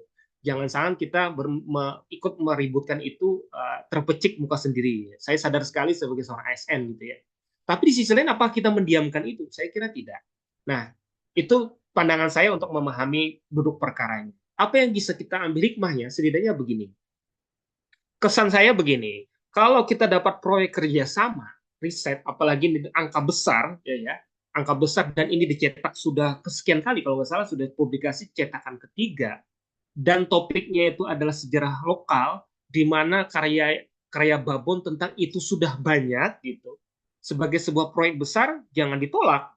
Tapi sebagai sistem profesionalisme, jangan sampai kita delegasikan kepada anak buah kita terima beres. Karena kita ini loh, gua tuh profesor loh, gitu. Lu dapat proyek dari gua nih, gitu kan, mohon maaf Pak ya. Secara sederhana gitu lah Pak ya. Nah, kita tutup mata, akhirnya kan karena tekanan, dan deadline macam-macam, akhirnya kan satset, kita nggak turnitin lagi, kita nggak ngecek lagi hasil anak buah kita, dan kemudian kita pula mencantumkan nama kita yang di pertama, misalnya begitu. Kesan saya, kemungkinan besar problemnya di situ. Nah, problemnya di situ. Jadi saya kira sejauh apapun proyeknya, angkanya seberapa, kita harus profesional menjalankan itu.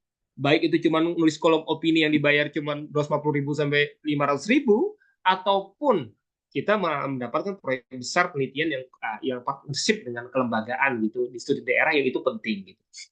Itu tetap profesional, harus kita kolaborasi dan sebagainya. Nah, jadi kita tetap harus cek, recheck, reading, rereading, atau kemudian inikan lagi gitu ya hasil itu supaya mencegah gitu ya. Karena problemnya besar sekali kalau menulis tentang Madiun, orang langsung membrowsing aja atau mengambil bukunya Pak Onggokham tentang Madiun itu sudah paling babon. Tidak akan mungkin melompati karya Peter Carey gitu ya. Problemnya kan yang dirilis itu kan edisi ketiga yang sudah direvisi. Edisi 1, edisi 2-nya kita nggak pernah bisa mengakses nih. Nah, begitu. Walaupun ini sudah clear katanya gitu ya. Saya kira konfliknya sebenarnya dimulai sudah tahun 2020 Pak Ferdianto. Jadi ini dikembalikan. Kesan saya lain karena memang Pak Peter Carey kayaknya di-X-kan. Jadi setelah ribut tahun 2020 itu Pak Peter Carey itu kayaknya tidak bisa ke UGM gitu ya, atau jejaring itu. Jadi ada problem konflik di luar ini juga Pak. Nah, mohon maaf Pak ya, ini informasi yang saya dapatkan yang tidak A1 ya Pak ya. Saya juga tidak berani konfirmasi ke Pak Peter Carey ya, cuma ngobrol-ngobrol biasa aja gitu ya di luar ini gitu. Problemnya gitu Pak. Saya kira kita ini hidup di Indonesia, kita bukan di negara barat yang kita bisa mencaci Donald Trump gitu ya di Twitter gitu tanpa harus ini. Kita di Indonesia di mana kita mungkin sejawatnya kecil gitu ya. Satu sisi kita tidak bisa membiarkan ini, tapi di sisi lain saya kira kita bermusuhan, kita juga akan memutus tali silaturahmi dan rezeki gitu ya Pak. Ya saya kira kita harus belajar dari ini, dan jangan lupa Peter Carey besar, tapi sebesar-besarnya Peter Carey juga saya kira dia manusia biasa, juga punya problem, punya masalah, ya juga mungkin teman-teman yang di UGM. Jadi pembelajaran bagi kita yang dari luar kampus besar ini ya, saya kira itu penting. Apa namanya, rezeki itu penting, tapi kita harus dikerjakan secara profesional dan bertanggung jawab sebesar apapun itu, dan jangan banyak musuh ya, banyakin silaturahmi dan kawan. Saya kira begitu Pak Pridianto, mohon maaf normatif dan tidak ilmiah jawabannya. Terima kasih Pak Iqbal. Ya, baik, terima kasih Damiri, saya Bang. Pak Damiri. Terima kasih Bang Fridi. Pak Damiri, Oke, Mas Iqbal, ini ada apa buku favorit Mas Iqbal nih? Ada yang nanya gitu, Mas? Ada Pak Bahrul Ini mau tanya juga Pak Damir. Oh ya, Pak Bahrul ya?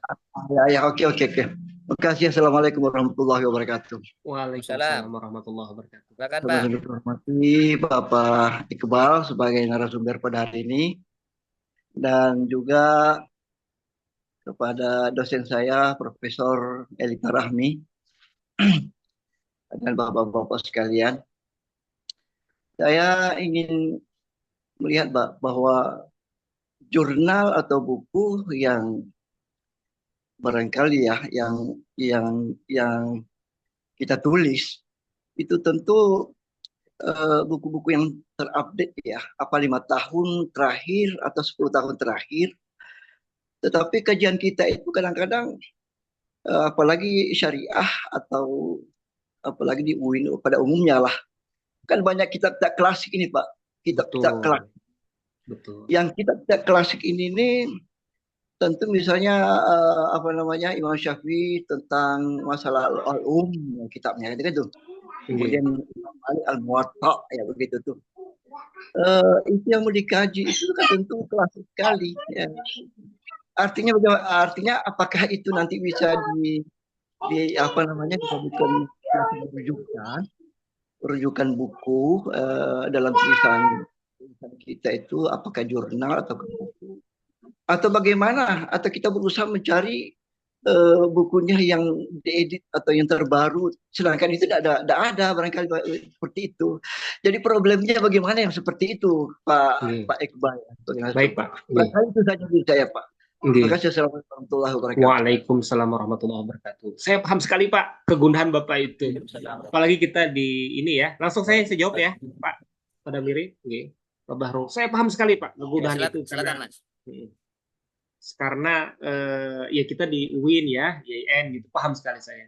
Seolah-olah kalau literatur klasik itu sesuatu yang yang sudah usang gitu, berlapak gitu. Apalagi saya orang sejarah ya, paham itu penggunaan itu. Kasana kitab kuning, kasana kitab-kitab babon itu sesuatu yang apa sih, nggak ada kebaruannya gitu ya. Dianggap sesuatu yang tidak ini gitu.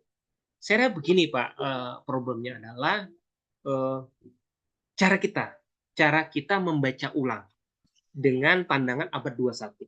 Saya kira seperti itu. Jadi misalnya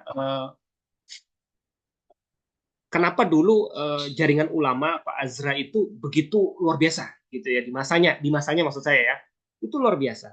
Padahal kalau kita misalnya dari latar belakang pesantren, biasa banget itu gitu ya. Nah problemnya luar biasa ini bagaimana cara mengemas dan menstrukturisasi sebagai sebuah tulisan dalam kacamata zamannya Pak Azra gitu ya, tahun 80-an, tahun 90-an. Nah, sekarang bagaimana kita melihat lagi kasana klasik itu dengan cara pembacaan yang ala sekarang atau bahasa canggih. Nah, itu Pak mungkin harus kita keluar dari zona aman kita dulu, dan kemudian kita bisa melihat referensi-referensi yang mungkin, mohon maaf Pak, tidak harus tentang persis sama. Misalnya kita bisa belajar tentang arkeologi pengetahuan atau distribusi pengetahuan dan sebagainya. Saya akan membuat contoh sederhana begini Pak ya. Misal ada ulama yang sepuh di Palangkaraya ini, tempat saya tinggal, tentang kajian kitab beliau yang ditulis dengan Arab Melayu gitu, yang beliau itu cukup produktif dan berani berdebat soal tauhid lagi ya, topiknya tauhid gitu. Dan ditulis banyak Pak, sudah banyak lagi ditulis, karena kan orangnya bisa diwawancarai, naskahnya tuh dijual bukunya oleh beliau, hidup betul-betul dari buku itu, kitab itu. Kemudian ada 2 versi gitu, ada versi Arab Melayu dan versi terjemahannya pula. Nah, jadi banyak sekali Pak, dan sudah melahirkan banyak S1, S2, bahkan yang sedang S3 tentang topik beliau, pemikiran beliau. Nah, bagaimana kemudian kita menulis ini sesuatu yang sudah banyak ditulis ulama lokal gitu dalam studi tentang tasawuf, fikih gitu ya, atau hukum Islam gitu ya, yang berkaitan dengan apa namanya tafsir beliau atau apa namanya taklil apa ya istilahnya beliau gitu ya terhadap kitab-kitab babon gitu ya yang bisa dipakai diterapkan oleh umat muslim tradisionalis di tempat kami gitu ya. Apa yang baru gitu? Nah, caranya adalah saya kira cara kita keluar dari itu Pak. Kita memberanikan diri untuk membaca apa yang menjadi realitas kehidupan kita saat ini. Realitasnya misalnya begini, kita beribadah bagian dari embodied di masyarakat kita. Tapi kan kita punya problem tuh Pak, ekonomi, sosial, rumah tangga. Nah itu Pak kita perlu Pak membaca. Misalnya begini, saya misalnya kalau mau melihat itu kenapa kitab-kitab ulama yang saya tidak menyebutkan namanya itu tadi, itu banyak dipakai orang, dibaca orang, dan diamalkan orang. Nah, saya melihat misalnya hipotesanya bahwa karena beliau sebagai ulama Banjar yang ada di Kalimantan Tengah ini bisa membaca kebutuhan pasar masyarakat tradisionalis dalam menjalani hidupnya, Pak, yang ekonomi kecil ini. Jadi bahasanya beliau itu paham pasar beliau. Jadi kehidupan berdagang, kehidupan amal ibadah yang sangat syafi'iyah, nah itu harus bisa kita baca Pak dengan cara pandangan ekonomi. Nah itulah makanya saya kira perlu membaca pandangan-pandangan ekonomi mikro, tantangan global gitu ya, masalah riba, masalah digital, masalah kawin-mawin, fikih berdagang. Nah, itu Pak. Jadi problem global, nasional dan lokal itu kita bisa jabarkan dengan cara meminjam ilmu ekonomi, meminjam tentang sosiologi masyarakat dan sebagainya. Saya kira tetap Pak, sesuatu yang makin tua itu makin tetap relevan Pak sampai kapanpun dengan cara kita mungkin membuka ruang untuk belajar lagi dan sudut pandang yang baru atau dalam bahasa studi Islamnya interdisipliner. Pak Bahrul percaya deh, saya kira pengalaman hidup sudah banyak, murid sudah banyak, cara mungkin ngobrol aja Pak gitu. Kita ngobrol beli sesuatu gitu keluhan, tapi kok amalan gitu Pak. Saya masih ingat gini Pak, ada salah satu orang ini yang menasihati saya. Kadang-kadang Mas katanya, keselamatan masyarakat menghadapi wabah penyakit COVID, ekonomi krisis itu bukan dilihat daripada angka kurva ekonomi, tak bukan daripada doa ulama-ulama terkenal, tapi adalah doa dan amalan dan usaha orang-orang kecil, tukang sampah, ibu yang memotong buruh bawang, yang memzikir gitu, yang sedang bersedekah tanpa dimunculkan. Jadi antara usaha yang berat gitu, usaha berat untuk bertahan hidup di era ekonomi sekarang yang susahnya minta ampun ini, untuk bertahan gitu, bukan dari hasilnya, tapi prosesnya dan rupanya ada Pak amalan-amalan yang kecil tapi dibaca orang banyak gitu. Itulah daya tahan umat kita Pak saat ini. Nah, hal-hal kayak gitu Pak, itu saya kira relate Pak dengan kitab-kitab yang Bapak pelajari, Bapak amalkan, Bapak ajarkan. Itu Pak.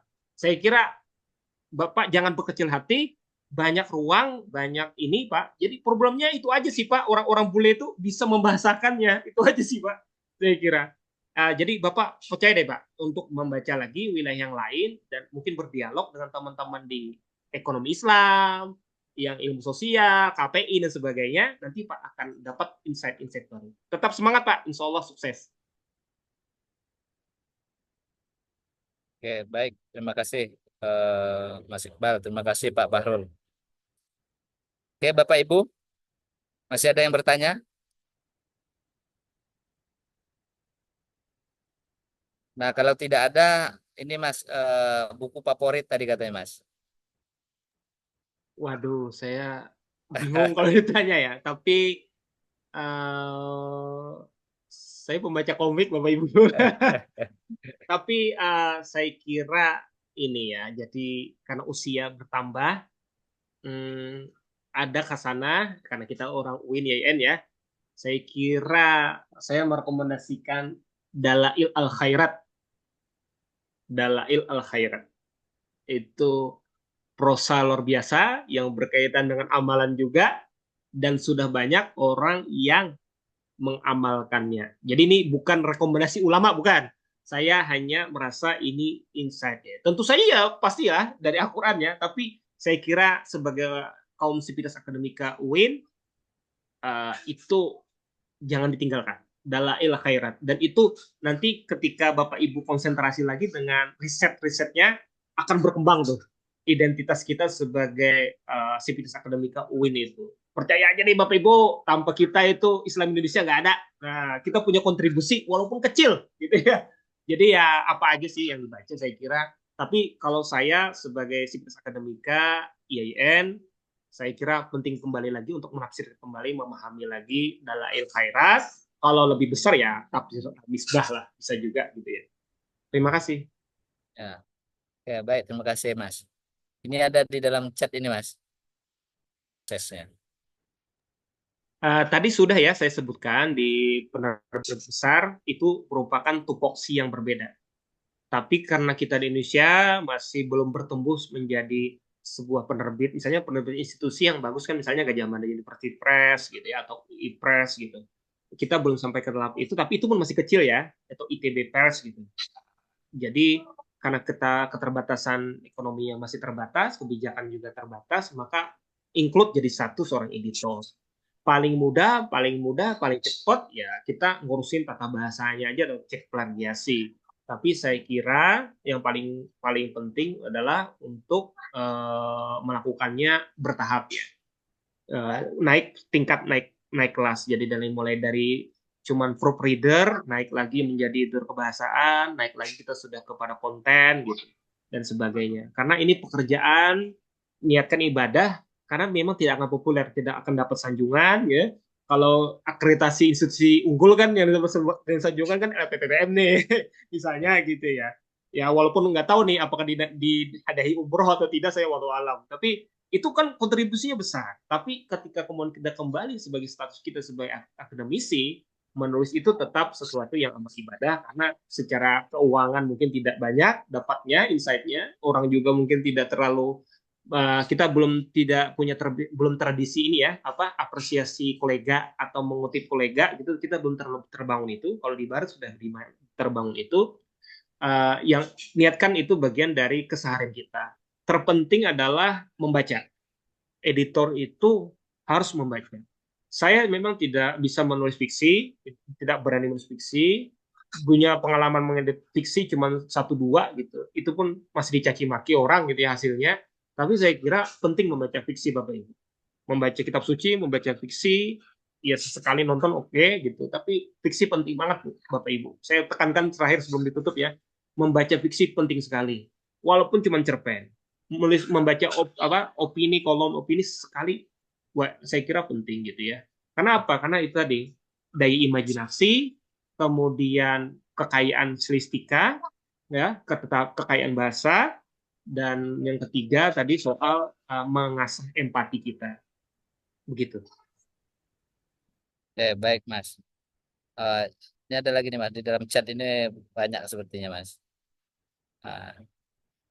Yang kedua itu bagaimana cara seorang editor memastikan konsistensi gaya penulis dan tone dalam sebuah buku yang ditulis banyak penulis atau memiliki bab yang banyak. Ini sebenarnya jawabannya sebenarnya ada di misalnya di Bu Elita ya. Kalau di kajian publikasi ICS gitu atau publikasi penerbit besar Routledge dan sebagainya yang kita jadi rujukan akademik barat gitu, semakin tinggi keilmuan orang, biasanya editor bunga rampai ya misalnya gitu, itu biasanya guru besar atau akademik besar giant gitu ya. Misalnya kalau di kajian studi agama ilmu sosial, Brian Turner itu contohnya, dia selalu jadi editor utama gitu. Kalau di kita mungkin saya tidak terlalu banyak tahu ya kesana studi Islam Indonesia, tapi misalnya Pak Azumi Azra itu ada selalu tagline awal gitu dalam bunga rampai, itu prestise karena wilayahnya bagaimana kalau kita nggak punya keilmuan luas dan guru besar untuk bisa merangkai partikel hasil spesifik dari penelitian gitu. Saya kira tidak ada salahnya kita membuka lagi buku-buku lama terbitan di era Orde Baru gitu ya, tentang bunga rampai sebelum era digital ini ya, dalam bahasa Indonesia itu bagus sekali, banyak dipublikasikan misalnya di Paramadina atau LIPI gitu ya. Suntingan dari Pak Kunchoro-Ningrat, saya kira buku lamanya tentang metode atau metodologi penelitian ilmu sosial Indonesia terbitan Gramedia itu, kalau Bapak Ibu cek jilid 1, 2, 3, kalau nggak salah sama Ibu almarhum Meli Getan ya, itu Bapak Ibu, dia selalu mengupgrade bibliografi kajian ilmu sosial. Bayangkan di tahun 80-an, 90-an, belum ada edisi digital, beliau bisa melihat memberikan lampiran upgrade kajian itu sebelum ada kira sekarang Paris Publish, aplikasi-aplikasi AI yang canggih gitu untuk bibliografi. Jadi orang dulu itu zaman Pak Harto itu dahsyat-dahsyat gitu saya kira. Jadi jangan juga mukul rata bahwa Orde Baru itu warisannya nggak bagus semua, korupsi aja.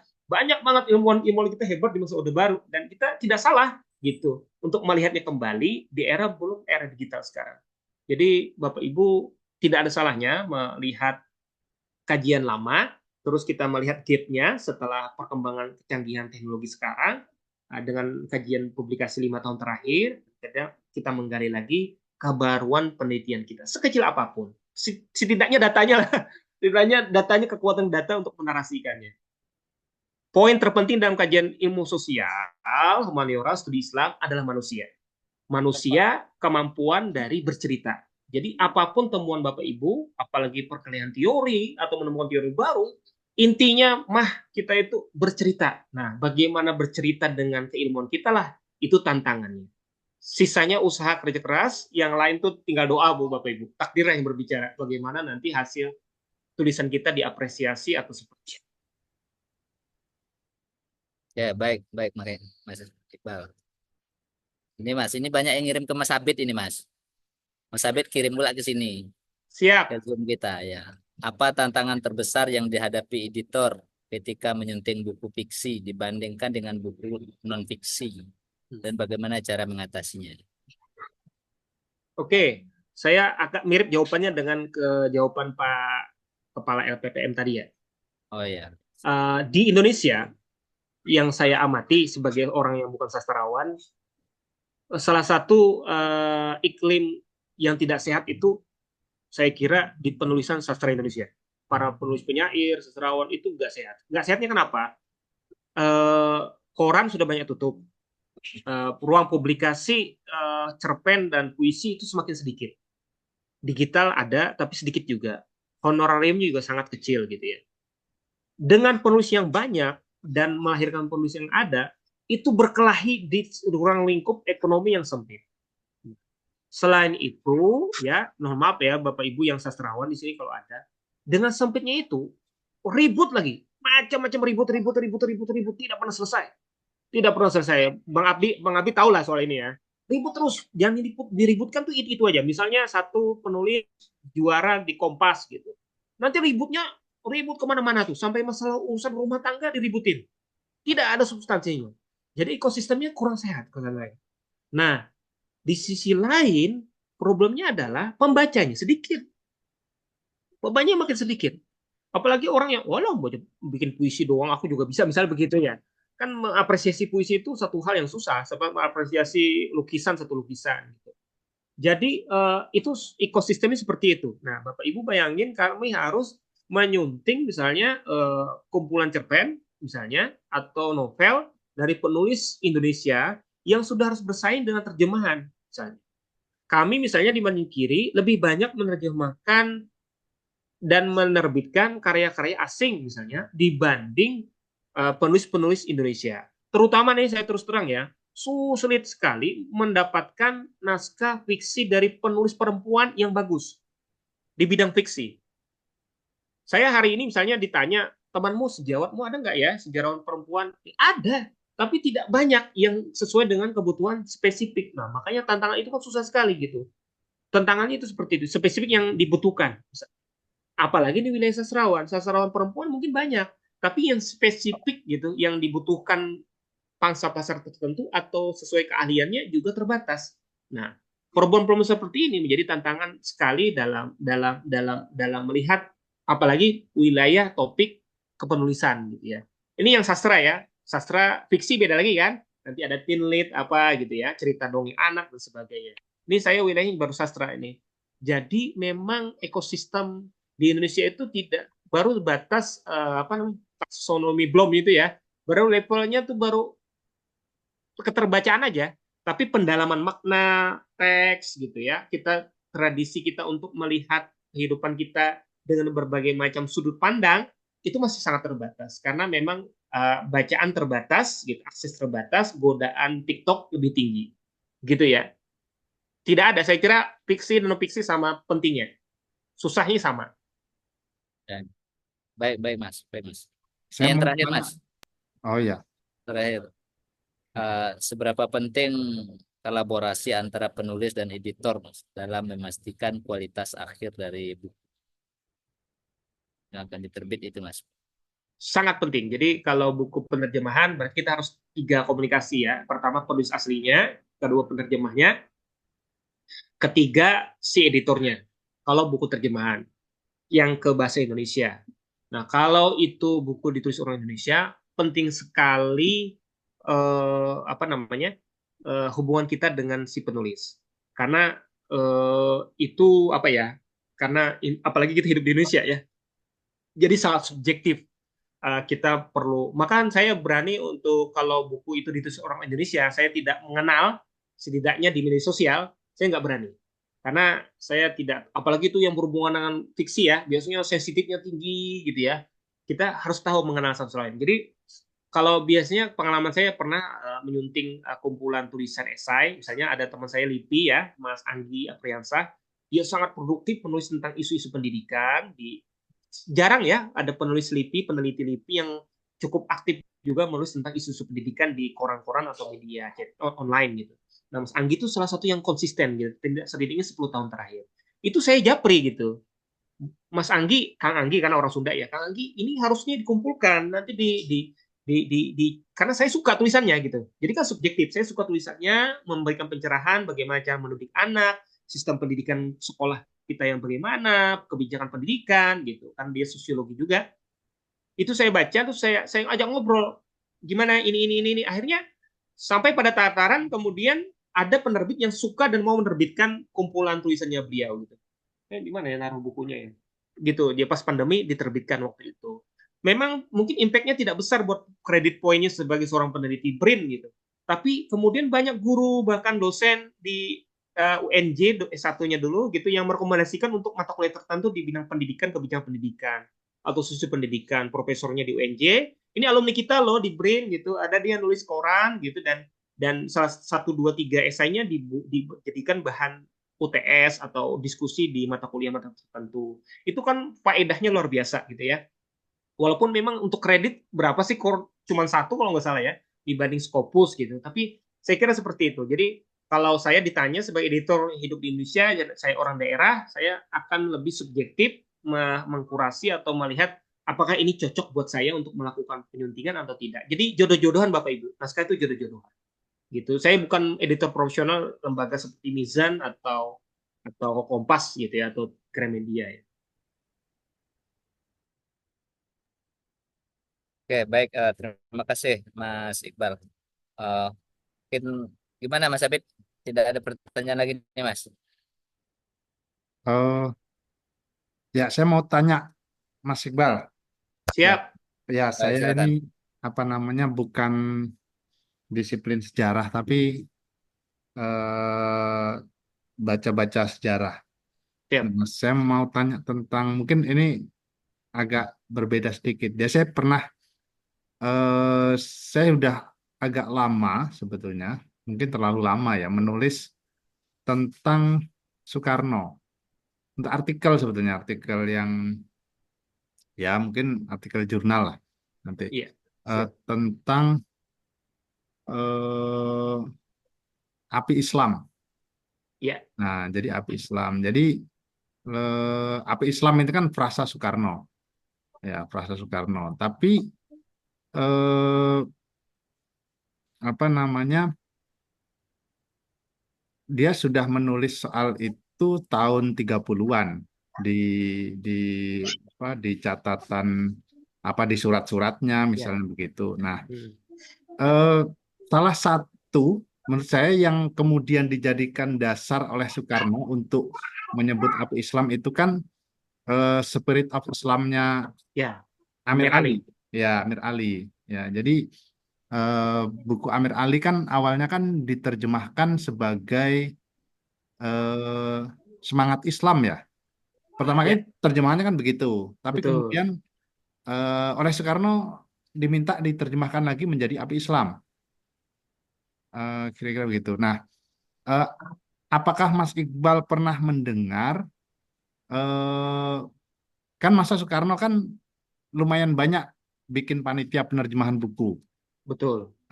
Semacam bukunya Stoddard itu Stoddard. yang Ya, itu ya Pak Stoddard. 2 ya jilid. Stoddard dan lain-lain. Itu kan ada panitia penerjemahan buku itu. Betul. Yang kemudian ada penambahan juga bab di Ya, bukunya Stoddard. Nah, ya. bukunya yang Api Islam ini eh saya belum ketemu itu ada panitia penerjemahnya nggak dibuat oleh Oh. negara. Apa Mas Iqbal pernah mendengar itu? Oke, saya coba jawab ya, Hmm. Pak Abid ya. Kalau yang Stotat, saya kira kita tahu ya, ada timnya gitu. Yang saya kira circle-nya masih Pak apa namanya Saripudin Zuri dan Idham Khalid tentu saja. Circle-nya masih wilayah itu. Tapi kalau yang pertanyaannya yang Amir Ali, saya belum menemukan. Tapi nanti coba kita buka lagi Bernard Dam ya. Mungkin Bernard Dam kita bisa cek seperti apa, apakah ada berkaitan dengan itu. Sayangnya saya belum menemukan eh, terakhir saya meng-email Pak Bernardo sebelum meninggal itu dia bilang kekuatan ingatannya udah lupa gitu ya. Saya kira dia penting karena dia yang awal-awal banget ya, yang meneliti tentang isu Islam secara komprehensif sebagai disertasi ya. Muridnya Pak ini siapa lupa saya yang nulis tentang MUI itu mungkin bisa membantu, saya kurang paham. Tapi sejauh ini saya kira itu penelitian yang bagus untuk dikaji lagi soal translasi kebijakan translasi dan bibliografi yang dilakukan oleh Bung Karno terhadap pengaruhnya terhadap kebijakan politik dan kesadaran Islamismenya Bung Karno ya. Saya belum Pak Abid belum menemukan itu seperti apa bakat timnya seperti apa, tapi begini, sebenarnya saya ingin mengatakan yang lebih luas. Jadi Bung Karno ini kan selain seniman, dia juga intelektual, bukan akademisi tentu saja, intelektual. Jadi misalnya kita geser sedikit yang lain ya, kebijakan soal mustika rasa itu kan bisa dibaca di bukunya Fadil Rahman ya. Bagaimana dia karena sudah jadi politisi, pemimpin, dia nggak bisa lagi melakukan penelitian. Tapi dia bikin tim tuh, mengumpulkan resep-resep dari Banda Aceh sampai Papua kan. Dikumpulkan jadi resep mustika rasa. Itu kan juga sudah kesadaran dekolonial yang luar biasa ya. Kesadaran postkolonial yang luar biasa. Nah, untuk yang Amir Ali dan Stone dan sebagainya ini, saya kira bisa digali soal bagaimana dan bacaan literasi, ya, imaginate communities-nya generasi Bung Karno atau bapaknya Bung Karno, yang saya kira tidak mungkin dipisahkan dari perpustakaan Freemason selain Ahmadiyah. Nah, itu bisa dikaji tuh Pak Abing. Jadi buku-buku ini kan banyak kan dari gerakan teosofi, gitu kan ya. Buku-buku publikasi intelektualitas ya di luar sekolah ini bangun politik etis, saya kira kontribusinya penting banget tuh buat generasinya sebelum Bung Karno dan Bung Karno.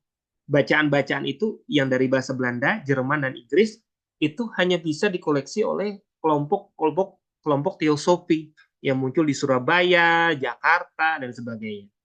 Yang kita kenal mungkin istilahnya kejawen ya, atau spiritualisme dan sebagainya itu sebenarnya pengaruh dari, saya kira itu gerakan teosofi atau sebut saja Freemason.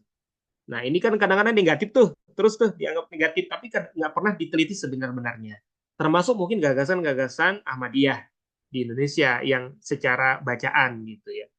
Nah dengan latar struktur pemikiran dan latar kulturalnya seorang Jawa, Bung Karno, dan ada pengaruh Bali, maka dia bisa menggodok itu menjadi sebuah gagasan wayang yang dijadikan satu dan gagasan baru dengan istilah-istilah baru dengan akronim-akronim kesadaran baru sebagai seorang pemimpin ya. postkolonial. Saya kira begitu, Pak Abid. Menarik sekali diteliti ya soal kajian teks, seperti mungkin bisa dicari itu di inspirasi secara umum di Sadur, buku Sadur yang tebal itu. Mungkin bisa dilihat ya, kajian teks ke teks itu. Nah, itu mungkin jadi insight juga buat Bapak siapa tadi. Teks ke teks itu jelajahannya seperti apa. Kajian tentang itu menarik sekali. Yang mungkin bisa diambil juga dari kasanah lokal gitu. Bung Karno kan nggak bisa baca kitab kuning kan, jelas banget itu. Jadi wajar dia aksesnya kan ke terjemahan ya, ke bahasa Jerman gitu. Al-Qur'annya juga versi terjemahan bahasa Belanda gitu. Karena dia bukan santri. Gitu. Tapi pergumulan mencari keislamannya itu menarik ya. Gitu Pak Abid, ya mohon maaf. Oke ya. Sebentar. Ya kalau Stodat itu saya dapat SK-nya itu, SK penerjemahnya kira-kira sampai begitu. Ya. Nah, satu lagi Pak Iqbal. Siap. Dari mana sih sebetulnya ini kan di suratnya ke siapa? Ke Ahmad Hasan. Ya, Ahmad Kan Hasan. Soekarno bilang awalnya begini, saya mau beli buku ini, bukunya Amir Ali gitu. Nah, Ya. dari mana sih awalnya kok saya bertanya-tanya dari mana awalnya Soekarno ini tahu buku itu? Tahu buku itu. Nah, dugaan saya itu dari Cokro Aminoto. Ya, ya. Selain Agus Salim. Yang menulis apa ini? Sosialisme Islam. Sosialisme Islam. Tapi buku Sosialisme Islam ini kan kita tahu kan plagiat gitu kan. Ya. Jadi Cokro Aminoto mungkin juga nggak punya buku itu. Iya. Nah, apakah kira-kira begitu? Bisa jadi Pak, kalau misalnya kita lihat di masa dia nyantri di Peneleh ya, masih ngumpul sama Pak Kartosuwiryo dan sebagainya itu ya. Jadi saya menduga perlu dilihat sejauh mana distribusi terbatas perpustakaan Belanda atau ya tadi Teosofi atau Ahmadiyah ya, yang bisa diakses kaum urban non santri seperti Cokroaminoto gitu ya. Itu perlu dicek gitu ya, sejauh mana hipotesa kita untuk melihat pengaruh bacaan-bacaan itu terhadap konsepsinya. Karena kayaknya kan tidak terlalu familiar ya istilah ini di wilayah syarikat Islam maksud saya, kecuali mungkin apalagi kelompok tradisionalis ya, yang membaca kan paling tokoh-tokoh yang ya kayak Wahid Hashim dan Mahbub pamannya Wahid Hashim itu, yang membaca itu yang berhubungan dengan kelompok syarikat Islam atau Muhammadiyah ya. Jadi perlu juga memang dilacak itu, saya kira. Saya tidak bisa menjawab ya, tapi ya paling mudah sih ngomong ya mertuanya itu Cokro Aminoto itu. Tapi ya menarik untuk melihat pelacakan genealogi intelektual dari bacaan-bacaan yang terbatas dan memengaruhinya, gitu ya, memengaruhi kesadaran itu ya. Kalau yang kajian tentang Marxisme, sosialisme itu kan sudah banyak sekali ya, komunisme sudah banyak sekali. Tapi aspek di luar khasanat turos kitab kuning itu seperti apa gitu. Saya kira penting karena melacaknya juga bisa di gerakan Ahmadiyah atau kelompok modernis Islam ya, dari mana di mana gitu. Itu yang bisa mungkin digali. Kayaknya biografi Cokroaminoto juga tidak banyak juga ya mengekspos soal itu gitu ya. Baik yang Amels gitu atau Takashi Shiraishi yang tidak spesifik ngomong Cokro, ya mungkin Agus Salim bisa juga dilacak di Agus Salim. Orang-orang ini kan generasi poliglot ya, yang menguasai banyak bahasa gitu. Tapi mohon maaf mungkin tidak terlalu familiar atau tidak terlalu dengan kitab kuning ya. Kelompok modernis Islam lah. Gitu Pak Abid ya. Mungkin sejauh ini. Mungkin perlu saya buka-buka lagi, saya lupa juga ini. Oke. Terima kasih Pak Iqbal. Sama-sama Pak. Ya baik, terima kasih Mas Iqbal, Mas Abid. Oke, Bapak Ibu, satu pertanyaan lagi kalau bisa, karena kita jam 12 nanti kita tutup. Kalau memang tidak ada, mungkin nanti kita serahkan kepada Mas Abid gimana baiknya.